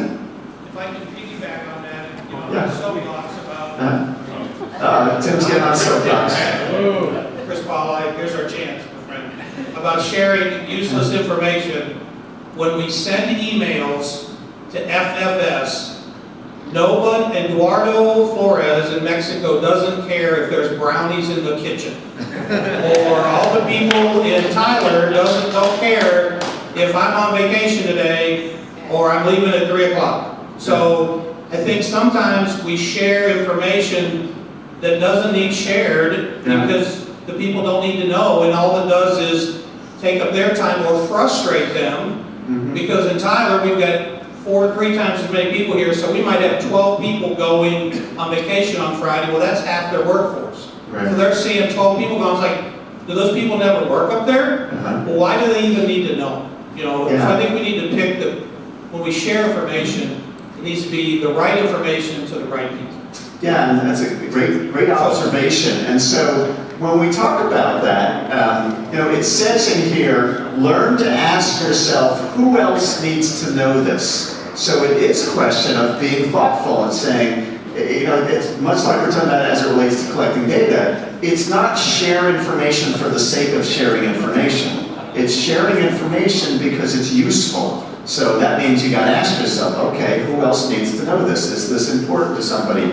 So we do want to be thoughtful about that so that we're sharing the right information to the right people, and we also don't want to be just hoarding information if other people would benefit from knowing this. So it does require thought and discernment. So good observation. Yeah. How about Wendy, which one of these do you like the most? For me, it was share information. Okay.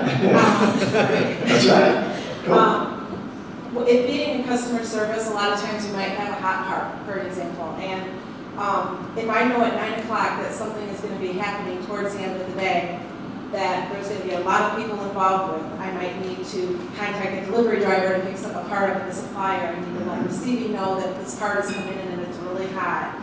Quality know that they need to inspect it. Shipping know that we need to get it shipped out. If I know that at 9 o'clock in the morning, I'm going to send an email out to those people so that they know that it's coming, so that it's not a surprise when it hits their desk and they can do something with it. So that's a big thing. Great example. Yeah, it's just that, and that's a great example of thinking who else needs to know this. There's a reason they need to know this. If it's not a surprise to them, they might be able to organize their day better. They might be able to plan around that. But if they didn't find out about it because you didn't tell them, you know, you knew it, you just kept the information to yourself, then it hamstrings their ability to be as effective as possible, and then limits the team's ability. Yeah, good. I think one that we all find easy is being a brand ambassador. I mean, how many times we get customers come here and they all know where we, sign up for employment and everything else. So Wow. everybody does a great job of that. It's easier, it's just contagious. So. Yeah, that's great. How about which one's challenging in this group, do you think? How about, good. Probably the communicate personally. There's such a delicate balance. We all get way too many emails. There's such a delicate balance between recapping what was said one-on-one versus send the email or send the email before going and walking across the room and talking to the person. So that's a challenge. Yeah, and it does require, it requires thought, to ask yourself, so why am I doing this? What's going to be the best method to do it? Again, I think that if what we're simply doing is documenting what was done, yeah, easy to do that in an email. If I really need to explore something or to ask questions or to understand something or to communicate something that might be challenging, most of the time that's better done, in person, either physically in person or on the phone. Just pick up the phone and talk to somebody. But if it's just simply documenting something, yeah, do that by email so we have a record of it. But it does require some thought about what's the purpose here, what's the goal, and what's going to be the most effective method. Sometimes I find I get emails, and then sometimes I just pick up the phone and call like they want, even with just something as simple as we're trying to schedule something or they have a question. I can answer their question in email, and then it might not be exactly what they were looking for, so then they're going to send me back another one, and then I'm going to answer another. Why don't I just pick up the phone in 2 seconds, we'll be done with this and we can solve it. So just often, it's just easier, faster, and more effective, more importantly, to just pick up the phone. And I'd say the vast majority of the Fieldamentals are things that we are really good at. I would say this is one that we're not particularly good at as an organization. It's on there more as a constant reminder that we need to do a better job to communicate personally and not stand and hide behind the email. So this is one I think as an organization we have to work on to get better. How about one more, Anita, which one do you think for you is the most challenging in this group?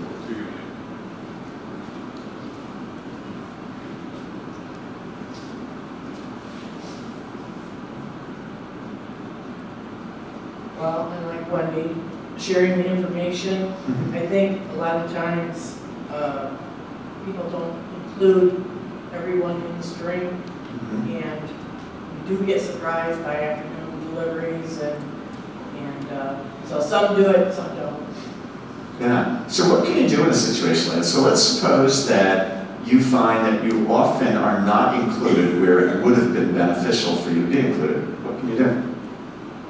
Talk to that person and ask them to include me next time. That's a good example of where we have to speak candidly, and in a way that's to make progress. Not how come you never tell me, but going up and saying, hey, here's how this information would be really helpful, and we can work better as a team if I know this. So when we have situations like this in the future, it would be really helpful if you let me know that kind of thing. Often, and I'm not suggesting you do this, but often we get stuck, frustrated about the lack of something, and then we just sit back as a victim complaining about it instead of, well, what do we do about it? Go talk to somebody. That's the whole point of speaking candidly. So, great example. All right, this last group, we're going to do all together as a group, just in the interest of time. So I'll ask some questions and we'll talk about them, but we won't break up just so that we are mindful of our time. So number 25 says to always remember that we're a family. What do you think that means, to always remember that we're a family?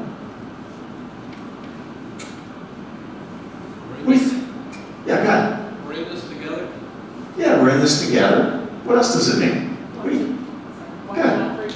Yeah, watching out for each other. Bill, what do you think?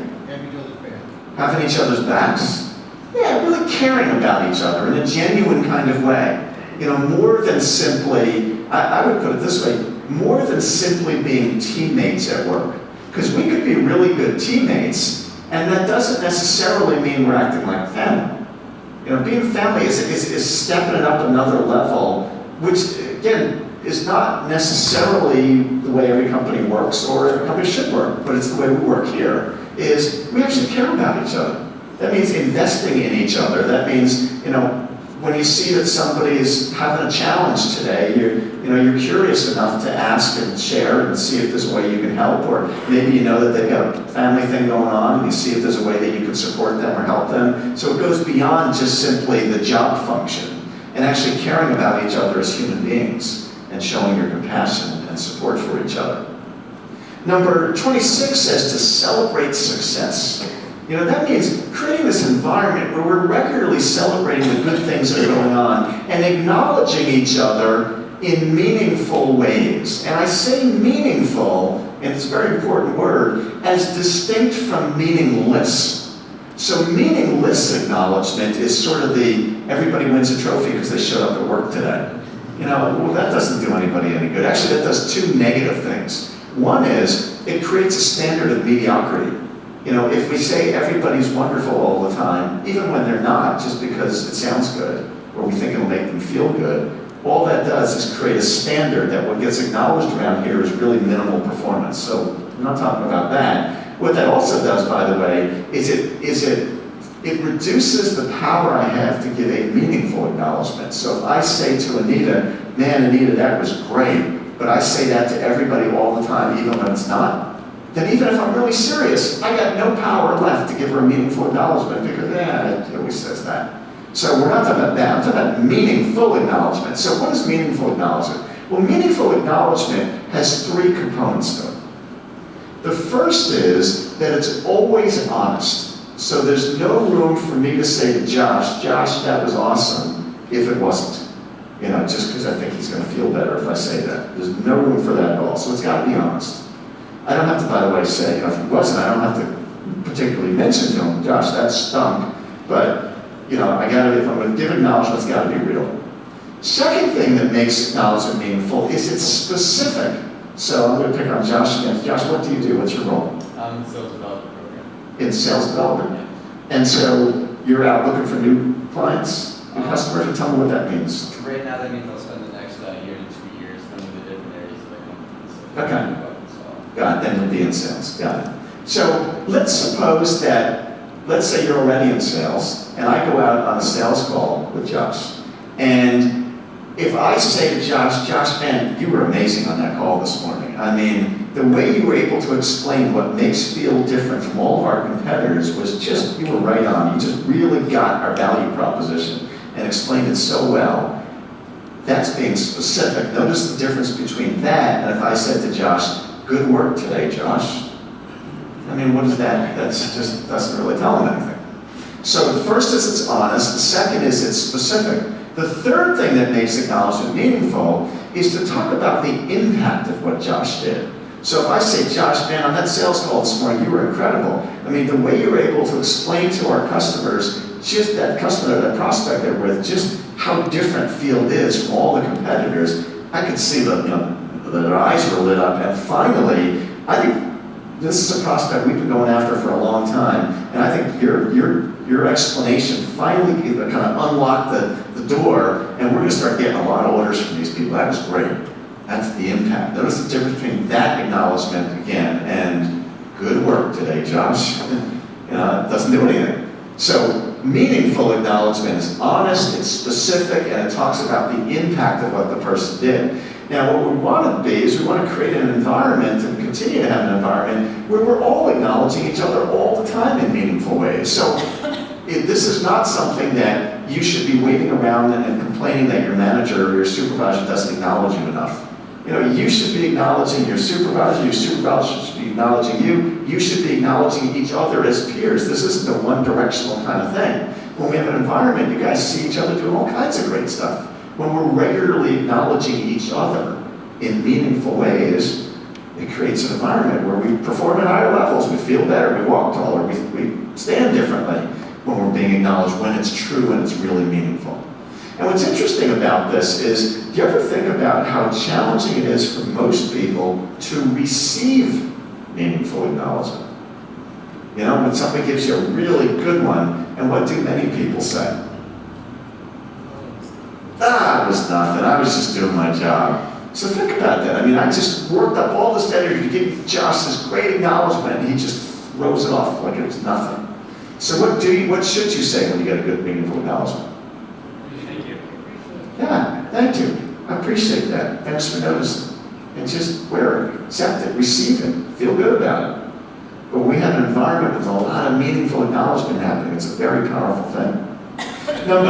David, to that Yeah. point, I think the We Rock system allows for this acknowledgement, and I thought David did a nice job talking about being honest, specific, and that impact. So that thought, those thoughts are really useful as we think about using the We Rock recognition system going forward. So that's a real succinct way to can determine does it make sense to use that form of recognition system. Yeah. So number 27 says to maintain a healthy work-life balance. Not an easy one to do, but yet important. That, yes, we want to work really hard, and yet if all we do is work, we're not going to be actually very productive. That somehow we got to keep a balance between working hard and time we spend here and the time we spend with our families, the time we spend at church or synagogue, wherever we go, the time we spend doing physical fitness activities, working in our community, that there needs to be a balance. And that's again, a lot easier said than done, because we all are driven, we want to do great work. And yet, at the end of the day, our life is a complete picture, not just work. And we're actually going to be more productive at work when we have greater balance. We start to become less productive when we're one-dimensional. So we want to make sure we're making choices to balance things in our lives. Number 28 says to be obsessive. That's a strong word. To be obsessive about organization and appearance. We got to be well organized. We talked about before as it relates to working smart, that the better organized you are, the more effective you're going to be, the more you're going to get accomplished in less time, with higher quality, with greater safety, with less stress. Organization is everything. At the same time, having an organized work environment makes a difference. Having the appearance of our facilities, of the distribution center, of the office look good makes a difference. Why do you think that matters? When people come in here, why does it matter that the appearance is good? Yeah, it's a reflection of you, isn't it? I'm sure you've seen places of business you've gone to where it just looks like a wreck, where things look disorganized, where stuff's all over people's desks, or the distribution center looks like a wreck. And what impression do you have of those companies? Yeah, typically we think it's probably poor quality, and more often than not it is. I said to Jim earlier this morning that I was impressed at how you guys were ready here, on time, ready to start at 7 o'clock. And I said to him that, there's a couple things that I've noticed as I work with lots of companies all over the country that tend to be very pervasive. The first is that companies that are particular about timeliness, more often than not, are more particular about the quality of what they do. Because it's this general attitude of precision, of meticulousness, of being careful about what we do. That if 7 o'clock means 7 o'clock, well then we're probably that way about everything that we do. And when I see companies that 7 o'clock means, 7:15, whenever people get here, we'll kind of get going. They tend to be sloppy about the other things they do. The other area that I see this also being true is appearance. That companies that are particular about the appearance of their place, so the physical appearance, about what, again, a distribution center or a warehouse might look like, what offices look like, what the grounds look like, what the people look like. Are we dressed neatly or not? When we pay attention, companies that pay attention to that stuff, more often than not, if they're meticulous about that, it tends to translate. They're more likely to be meticulous about the quality of what they do, to be careful about what they do, to just have a sort of this attitude of being exact about everything and precise about everything. It just tends to be very consistent. And when you see a company where the place looks like a wreck, it's just more likely that they're sloppy about the attention they pay to details. It is very consistent. We see it all the time. And by the way, when we talk about even our own personal appearance, it's not a question of what we're wearing, it's how we're wearing it. We've all seen people that can wear a suit and tie and look like complete slobs, and we can see people that can wear jeans and look really neat. So it's not about what we're doing, it's about paying attention to being neat and orderly in what we're doing. Huge impact. All right, number 29 says to participate.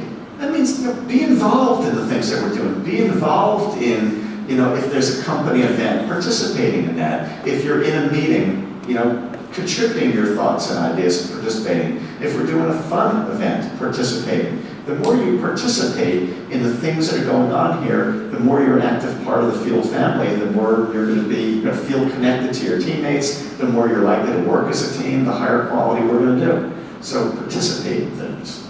And number 30, the last of the Fieldamentals, says to keep things fun. Now, I know this is not a challenging one for most here. I get that sense. And I know it's a priority.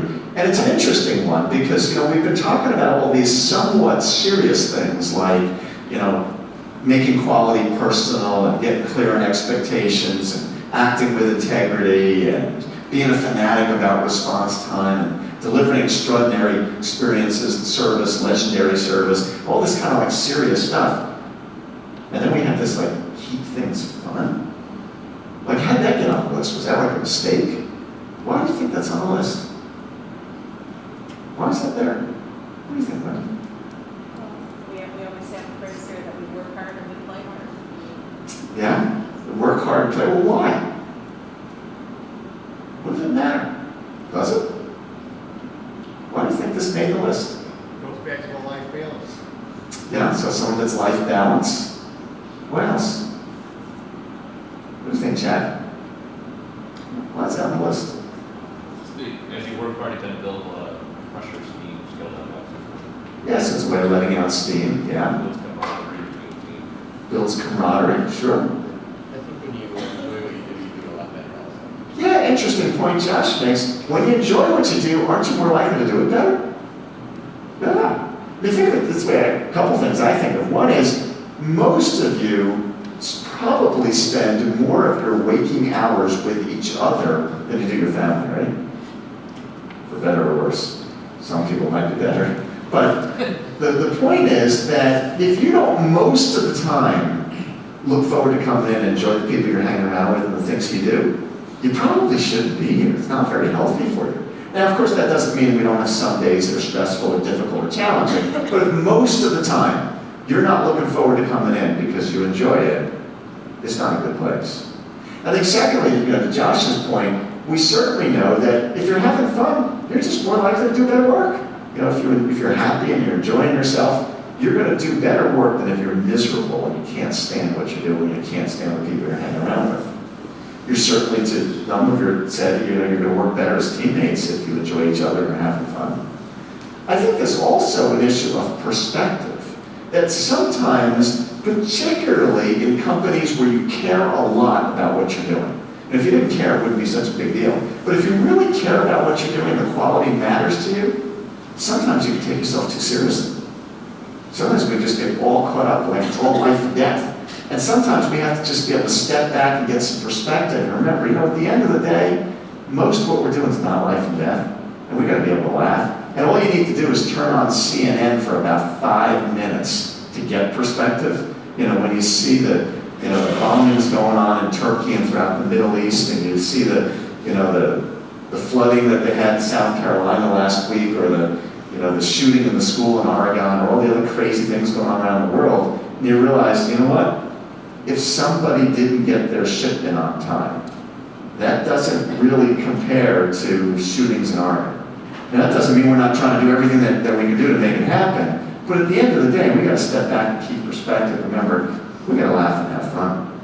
There's one other thing I would say about this, and that's that there's some research on this, some science to this, that I read a study once where it looked at the impact of kind of people having fun and laughing. And there's been a lot of studies of this, but there's one particular one I looked at. They did this experiment where they had 2 groups of people, and it was a problem-solving kind of experiment. And they had one group, they had watched, for about 30 minutes, they watched some television show that was a comedy and had them laughing for 30 minutes. And then the other group was the control group, and they didn't do anything. It was a flat. And then they gave both groups some kind of problem-solving exercise. And the group that had spent 30 minutes laughing actually solved the problem faster and better and more creatively than the group that didn't. And there's been a lot of brain research about actually what goes on in our brain when we're smiling, we're happy, and we're laughing, we're having fun. We do better work, we're more creative, we solve problems better when we're having fun. So there's all those reasons why keeping things fun is as important a Fieldamentals as acting with integrity or being a quality person or practicing blameless problem solving or any other things that we said. So it's not an afterthought, it's an important thing that we never want to lose sight of. Again, I know you guys do a lot of good stuff. Just the fact that we're in this room would suggest that keeping things fun is a priority, because like not many companies have pool tables, checkers, and everything else you got here, grills in their kitchen. I don't see that in too many companies, so I know you guys do a lot of things that are fun. So those are our 30 Fieldamentals. I appreciate everybody being really engaged in this. What we're going to do is we're going to take a 10-minute break. And I know you guys are going to be good about the 10 minutes because you're good about timeliness. So in 10 minutes, let's come back to the same room at the same table, and we're going to do a whole different exercise. All right, so 10 minutes from now. Time to rock and roll. Okay, so in the last exercise, obviously, we were focused on really taking a close look at each of the Fieldamentals and getting a lot more familiar with the essence of them. What we want to do in this exercise is we want to begin to apply what we just learned to real situations.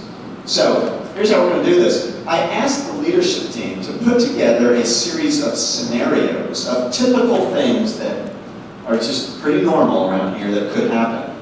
And I'm going to describe a scenario to you, and what I want you to do is, at your table in your team, I want you to talk about what would you do if you were faced with that situation, and which of the Fieldamentals would most guide your behavior. All right? So we got to think about what are we going to do, and how would we use the Fieldamentals to guide our behavior. And this one is going to be a group vote, so it's not individual. I want you as team 3 or team 2 or whatever, decide as a team, what do you think the best thing to do is in this situation, which Fieldamentals would most guide it. And when I call on some, so I'll give you about 5 minutes to talk about it, and then we'll call on some teams, and I'd like you to share, not just, oh, it's number 6, 12, 13, 17, and 19, but what are you actually doing? What are you going to do, and how are you using those Fieldamentals to guide that behavior? Everybody understand? All right, so let's go with the first one. Let's go with,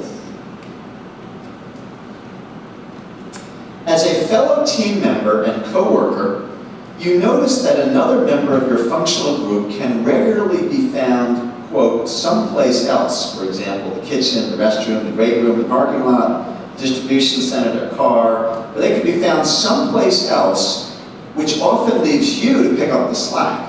Plus, it frustrates you because that just doesn't seem right. How would you address this with your coworker, and which Fieldamentals might guide your behavior? Everybody clear? But what are you guys going to do? Who wants to be spokesman? You don't get it. Sorry. You got to find a way. All right, Brian.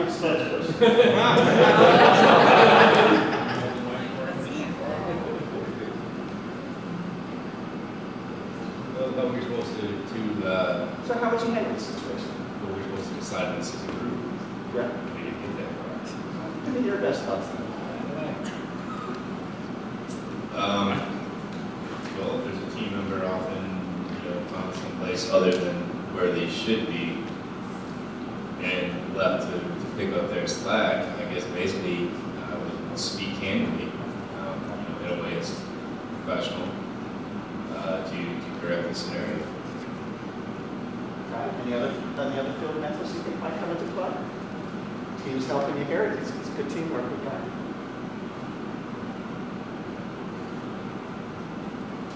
Ask questions as to what's going on. Yeah. Teamwork. And communicate personally and practice active listening. Next team. So certainly we would want to talk to them personally. We don't want to just send them an email or a Instagram or something. We want to talk. We want to ask questions and find out more. Certainly, to your point, want to certainly have a candid conversation. How about others? Anything else that anybody else would add? How about team 3, guys? Got anything you would add to that?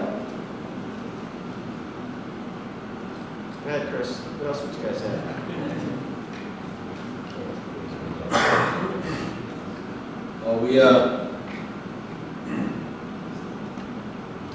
Number 8, they're getting clear on expectations of purpose, that we've asked questions and we've spoken about it.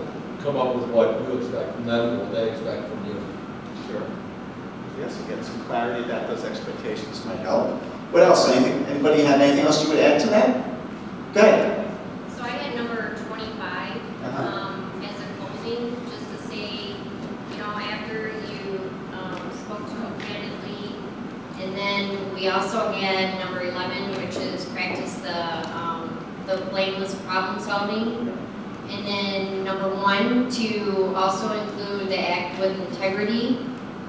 Number 8 was to say get clear expectations on like how you guys had said, this is what, you know, your expectation is of them. And then the last one that I had was as a group is 25. So bring it home with we're all a family here. Everyone should be treated the same with value, and everyone's time is just as valuable as every other. Anything else that anybody else would add to that one? Yeah. All the numbers that have been discussed. Uh-huh. We had 7, 10, 12, and 20. Which ones were So I those? guess the theme would just be there's a lot of different. Yeah, there are, and they're very interrelated. So which ones? So 7 is be passionate, positive, sure. What was 10? 10 is just to speak candidly. Yeah, we had that one. 12 is think team first. Got that one. It's not doing much active listening over here. But active listening, that's what I forgot.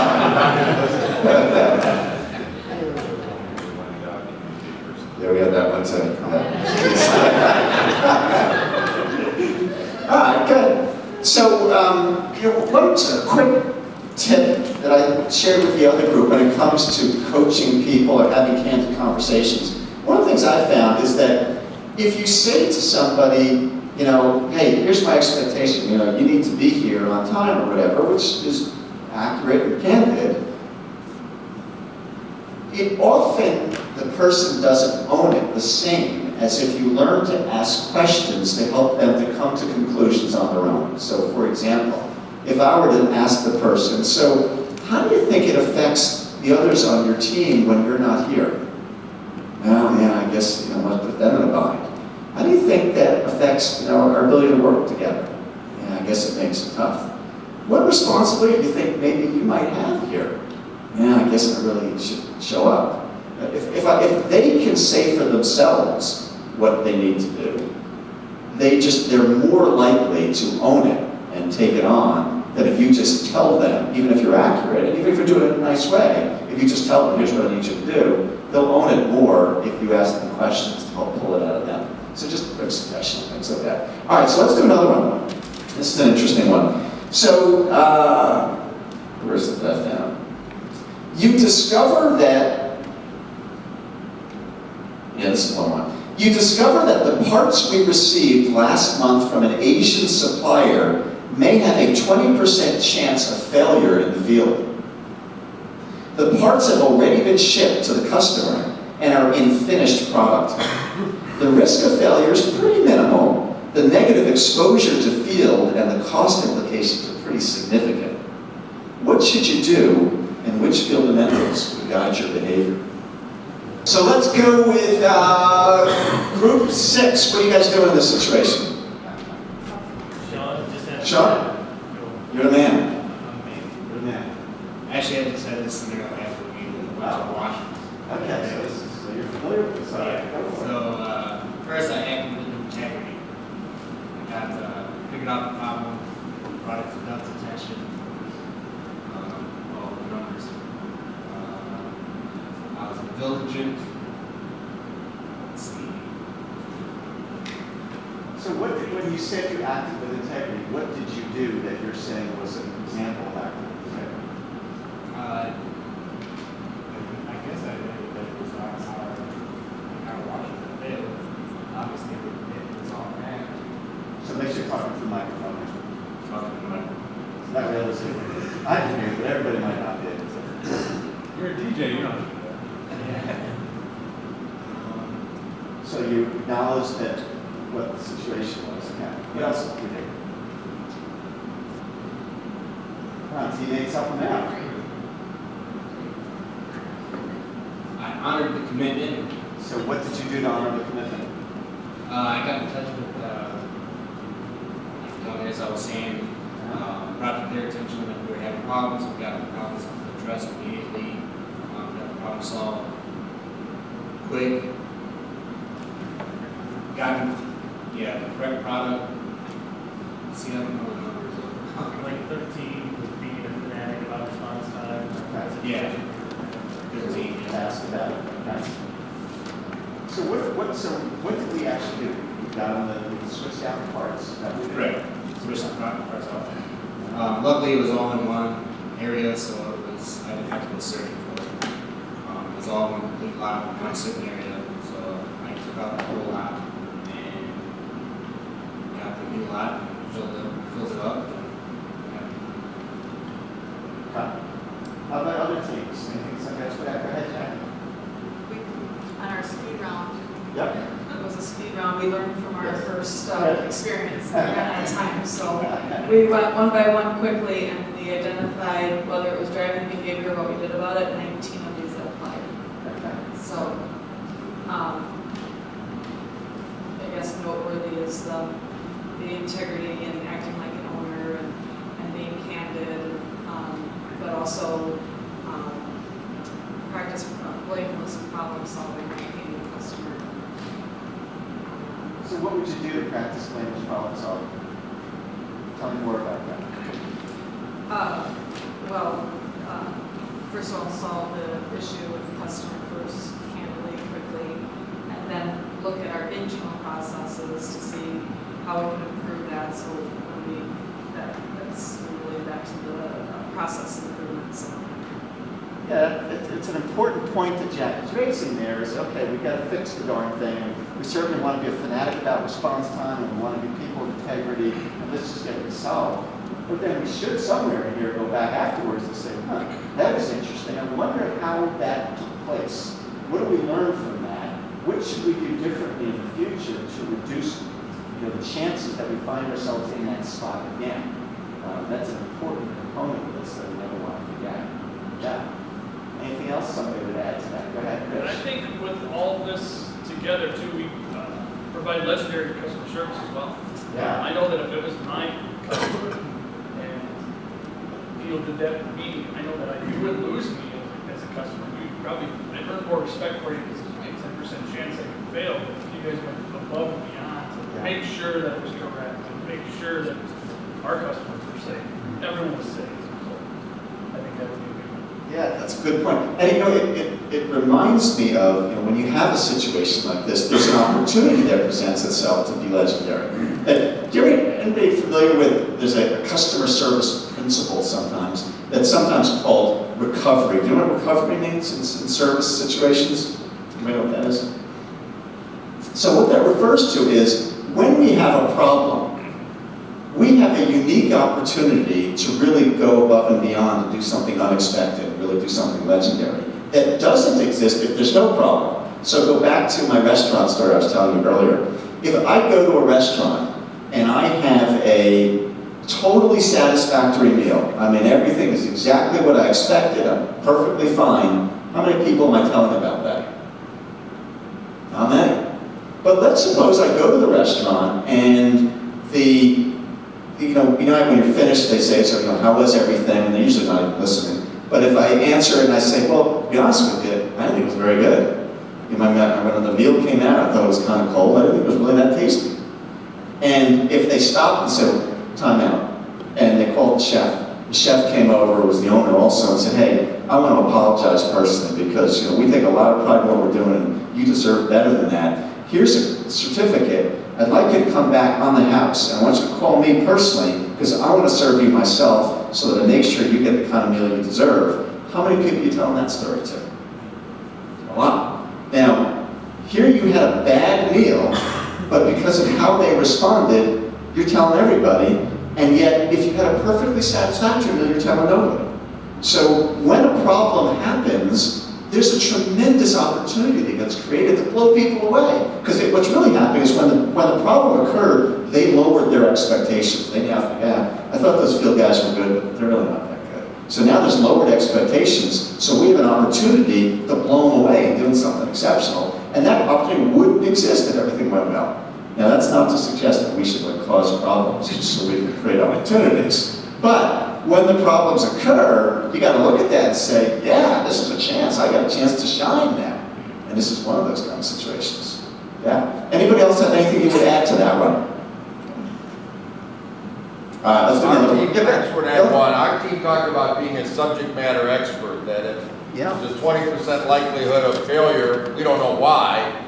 So we ask a lot of questions. We may find out that it's a quarter 20 holding on a nameplate, that in this application there's no likelihood. But we bring our technical competence that brings solution to the problem.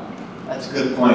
And I think in a situation like that, for me at least, I would want to be totally transparent with the customer about that, of course. To say, here's what we've learned.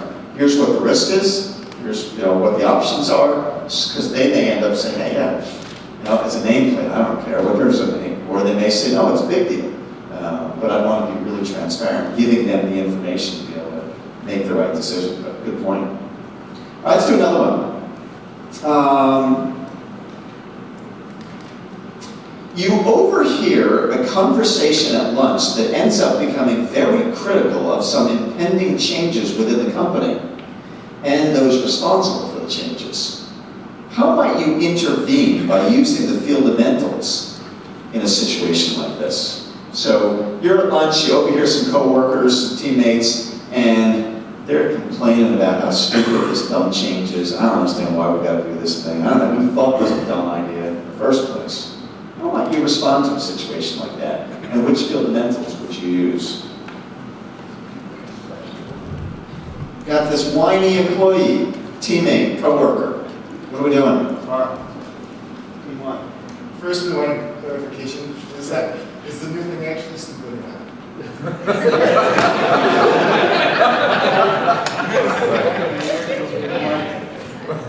Let's say this.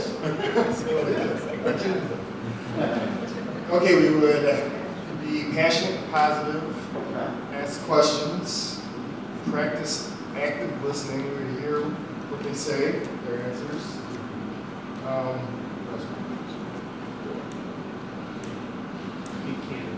Speak candidly. So what might that look like? What would you say to them? Why do you feel that way? Try and understand more what they're thinking, why they feel that way. All right, so we'll role play that a little bit. I think it's stupid. I mean, that's the dumbest thing I've ever seen us do. This is going to cost more work, cost more money. I think it's going to hurt our customer service too. Now what? Ask them a question. Those are pretty broad statements, not specific. Can you give me a specific example? Why would you think that? Well, because I think that if we do this new process that I heard about in that meeting that we were in this morning, it's going to end up taking me twice as long to pull the parts in the distribution center. It's going to slow down the stuff getting shipped out. Our customers are going to start bitching and complaining that we're now slow on things. Then we're going to lose business. Okay. Now they'll start bitching too. I think part of it is being candid, open, and trying to understand why they feel that way, and have some honest discussions. And then if you're not able to do that, well, you should probably speak to someone about that. Bring your concerns to someone that can maybe better address them. So what do you think? I think sometimes we have to remind people that until you try the new process, when you should try to embrace change. Okay. And two, until you try the process and know it won't work, you should try to have an open mind. Okay, so we certainly might want to encourage that. What else? Use data too. If you don't think it's working, use the data that you have, that, hey, I've done it this way, it's working. If it's not working, go to someone and say, hey, this is the data that I have, that it's working slower or whatever, and then we can make a change or tweak something. Yeah. I think the team first thing is important, because just because it doesn't work for you doesn't mean that it's not going to work for the team overall. Interesting point. Good. Yeah. Anything else? So one other thing that I might add, Matt, is if I was talking to that employee, my coworker, I might say to them that, gee, sounds like something you should be bringing up to whoever, you know, what the hierarchy is, who's the department head or whatever. Because what I want to do is, what we want to avoid is the stereotypical, we're in the meeting and we talk about it and then someone says, does anybody have any questions or anything you want to contribute? No, it's fine. And then we walk away, God, I think that was stupid. I don't know what the hell they were thinking. I mean, that's just not productive at all. It's pretty common. And so we want to encourage people to say, well, speak up. You know, that's why we ask if there's an issue. Maybe, you know, maybe if you go to you have a responsibility, first of all, to go to the supervisor or whoever and talk about what your concern is, but to come to them with some curiosity. Gee, you know, there's a big difference between me going to my supervisor. If I go to Bill and say, Bill, I got to tell you, I think this is stupid. That's very different from me saying, Bill, I'm confused. I don't understand why we're doing this because it feels to me like this might just actually slow us down. Could you explain more to me? That's going out of curiosity. Now, Bill may explain it in a way that I say, oh, I get it. I didn't realize. I didn't understand the other implications of what we're doing. Or maybe Bill might say, you know, thanks for bringing that up. I didn't realize what you're saying. Now that I see it, let's do this differently. A lot of things can happen from that. But sitting on the sidelines, bitching and moaning about it is not a useful place to be. And so I want to encourage the person to go to the source, address it. That's what we need to do. All right, let's do one last one. And we're going to do this fairly quickly because I want to finish on time. So this will be the speed version. All right. Where's that one I read?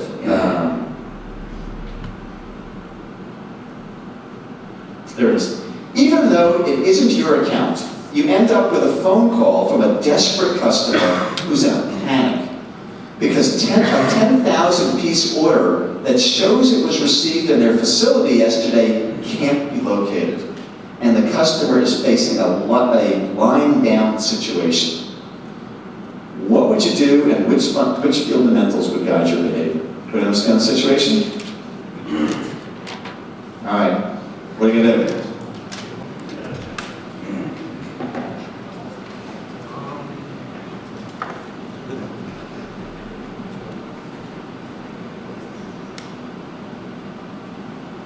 Use data, see if we can find out if it's in transit or if maybe they didn't lose it, maybe UPS lost it. See if we have product in stock, see if we can overnight it or fix the problem.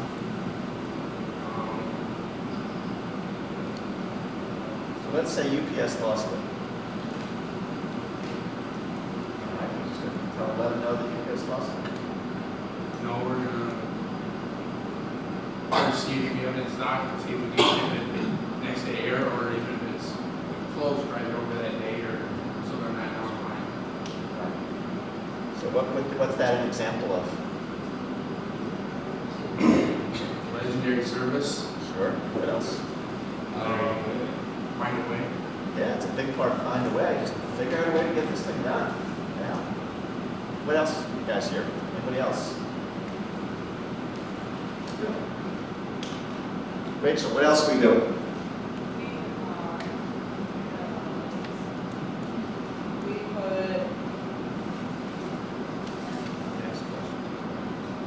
Ask questions because what if there wasn't a problem? It might be our mistake, but if it wasn't our mistake, then we need to find out what happened. And then we want to fix the problem. So like he said, with sending over new products, if we can fix it, then we try to fix it. And then act with integrity. Honor commitments is a big one because we're the ones that said that we were going to do something. So it was our fault. What if it wasn't our fault? Then we don't have to fix it. No, we still, there's still some customers who are probably going to try to call the delivery, the delivery, and see if, yes, had it or lost it. And then, probably practice active listening, like, if we call, like, UPS, then like, explain what happened, then we have to sit down and listen to and ask questions.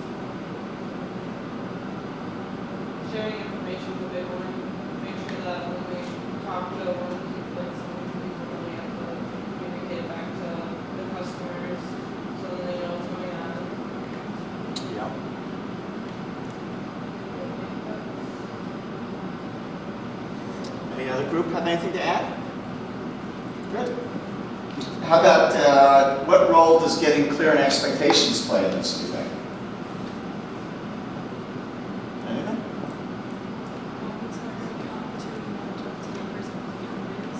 Yes, you certainly want to talk to the person whose account it is, just to keep everybody to share the information. But how about when I'm dealing with the customer? I want to make sure I'm clear about what expectations I'm setting for them, right? What are we going to do? When are we going to get back to them? What's going to happen next? The clearer they are about it, the better off we're all going to be. And then we've got to obviously honor those commitments. So certainly there's a big part of finding a way, practicing blameless problem solving, as you said. Like the other one, after we get it all fixed, we certainly want to go back and figure out, so what happened here? If it was UPS, well, how did that happen? If it was something else, what was it that led to that taking place? What can we learn from that? And how can we improve our processes so we reduce the likelihood of that same thing happening again? But ultimately, we got to figure out a way to do it. All right. Anything else anybody would add to that one? All right, so we're going to hand this to Jim to do the beginning of a wrap-up, and then I'll wrap it up from there. We'll finish right on time. Thanks. Well, I was really pleased with the amount of dialogue, interaction, participation. You can tell just by the initial conversation that these are starting to become real. We're trying to get our arms around them. I really look forward to the ability now to focus on one of these a week. We talked about 30 of them for an hour, for 2.5 hours. When we can look at each one of these for a week, we can talk about in real specific details, like the field story.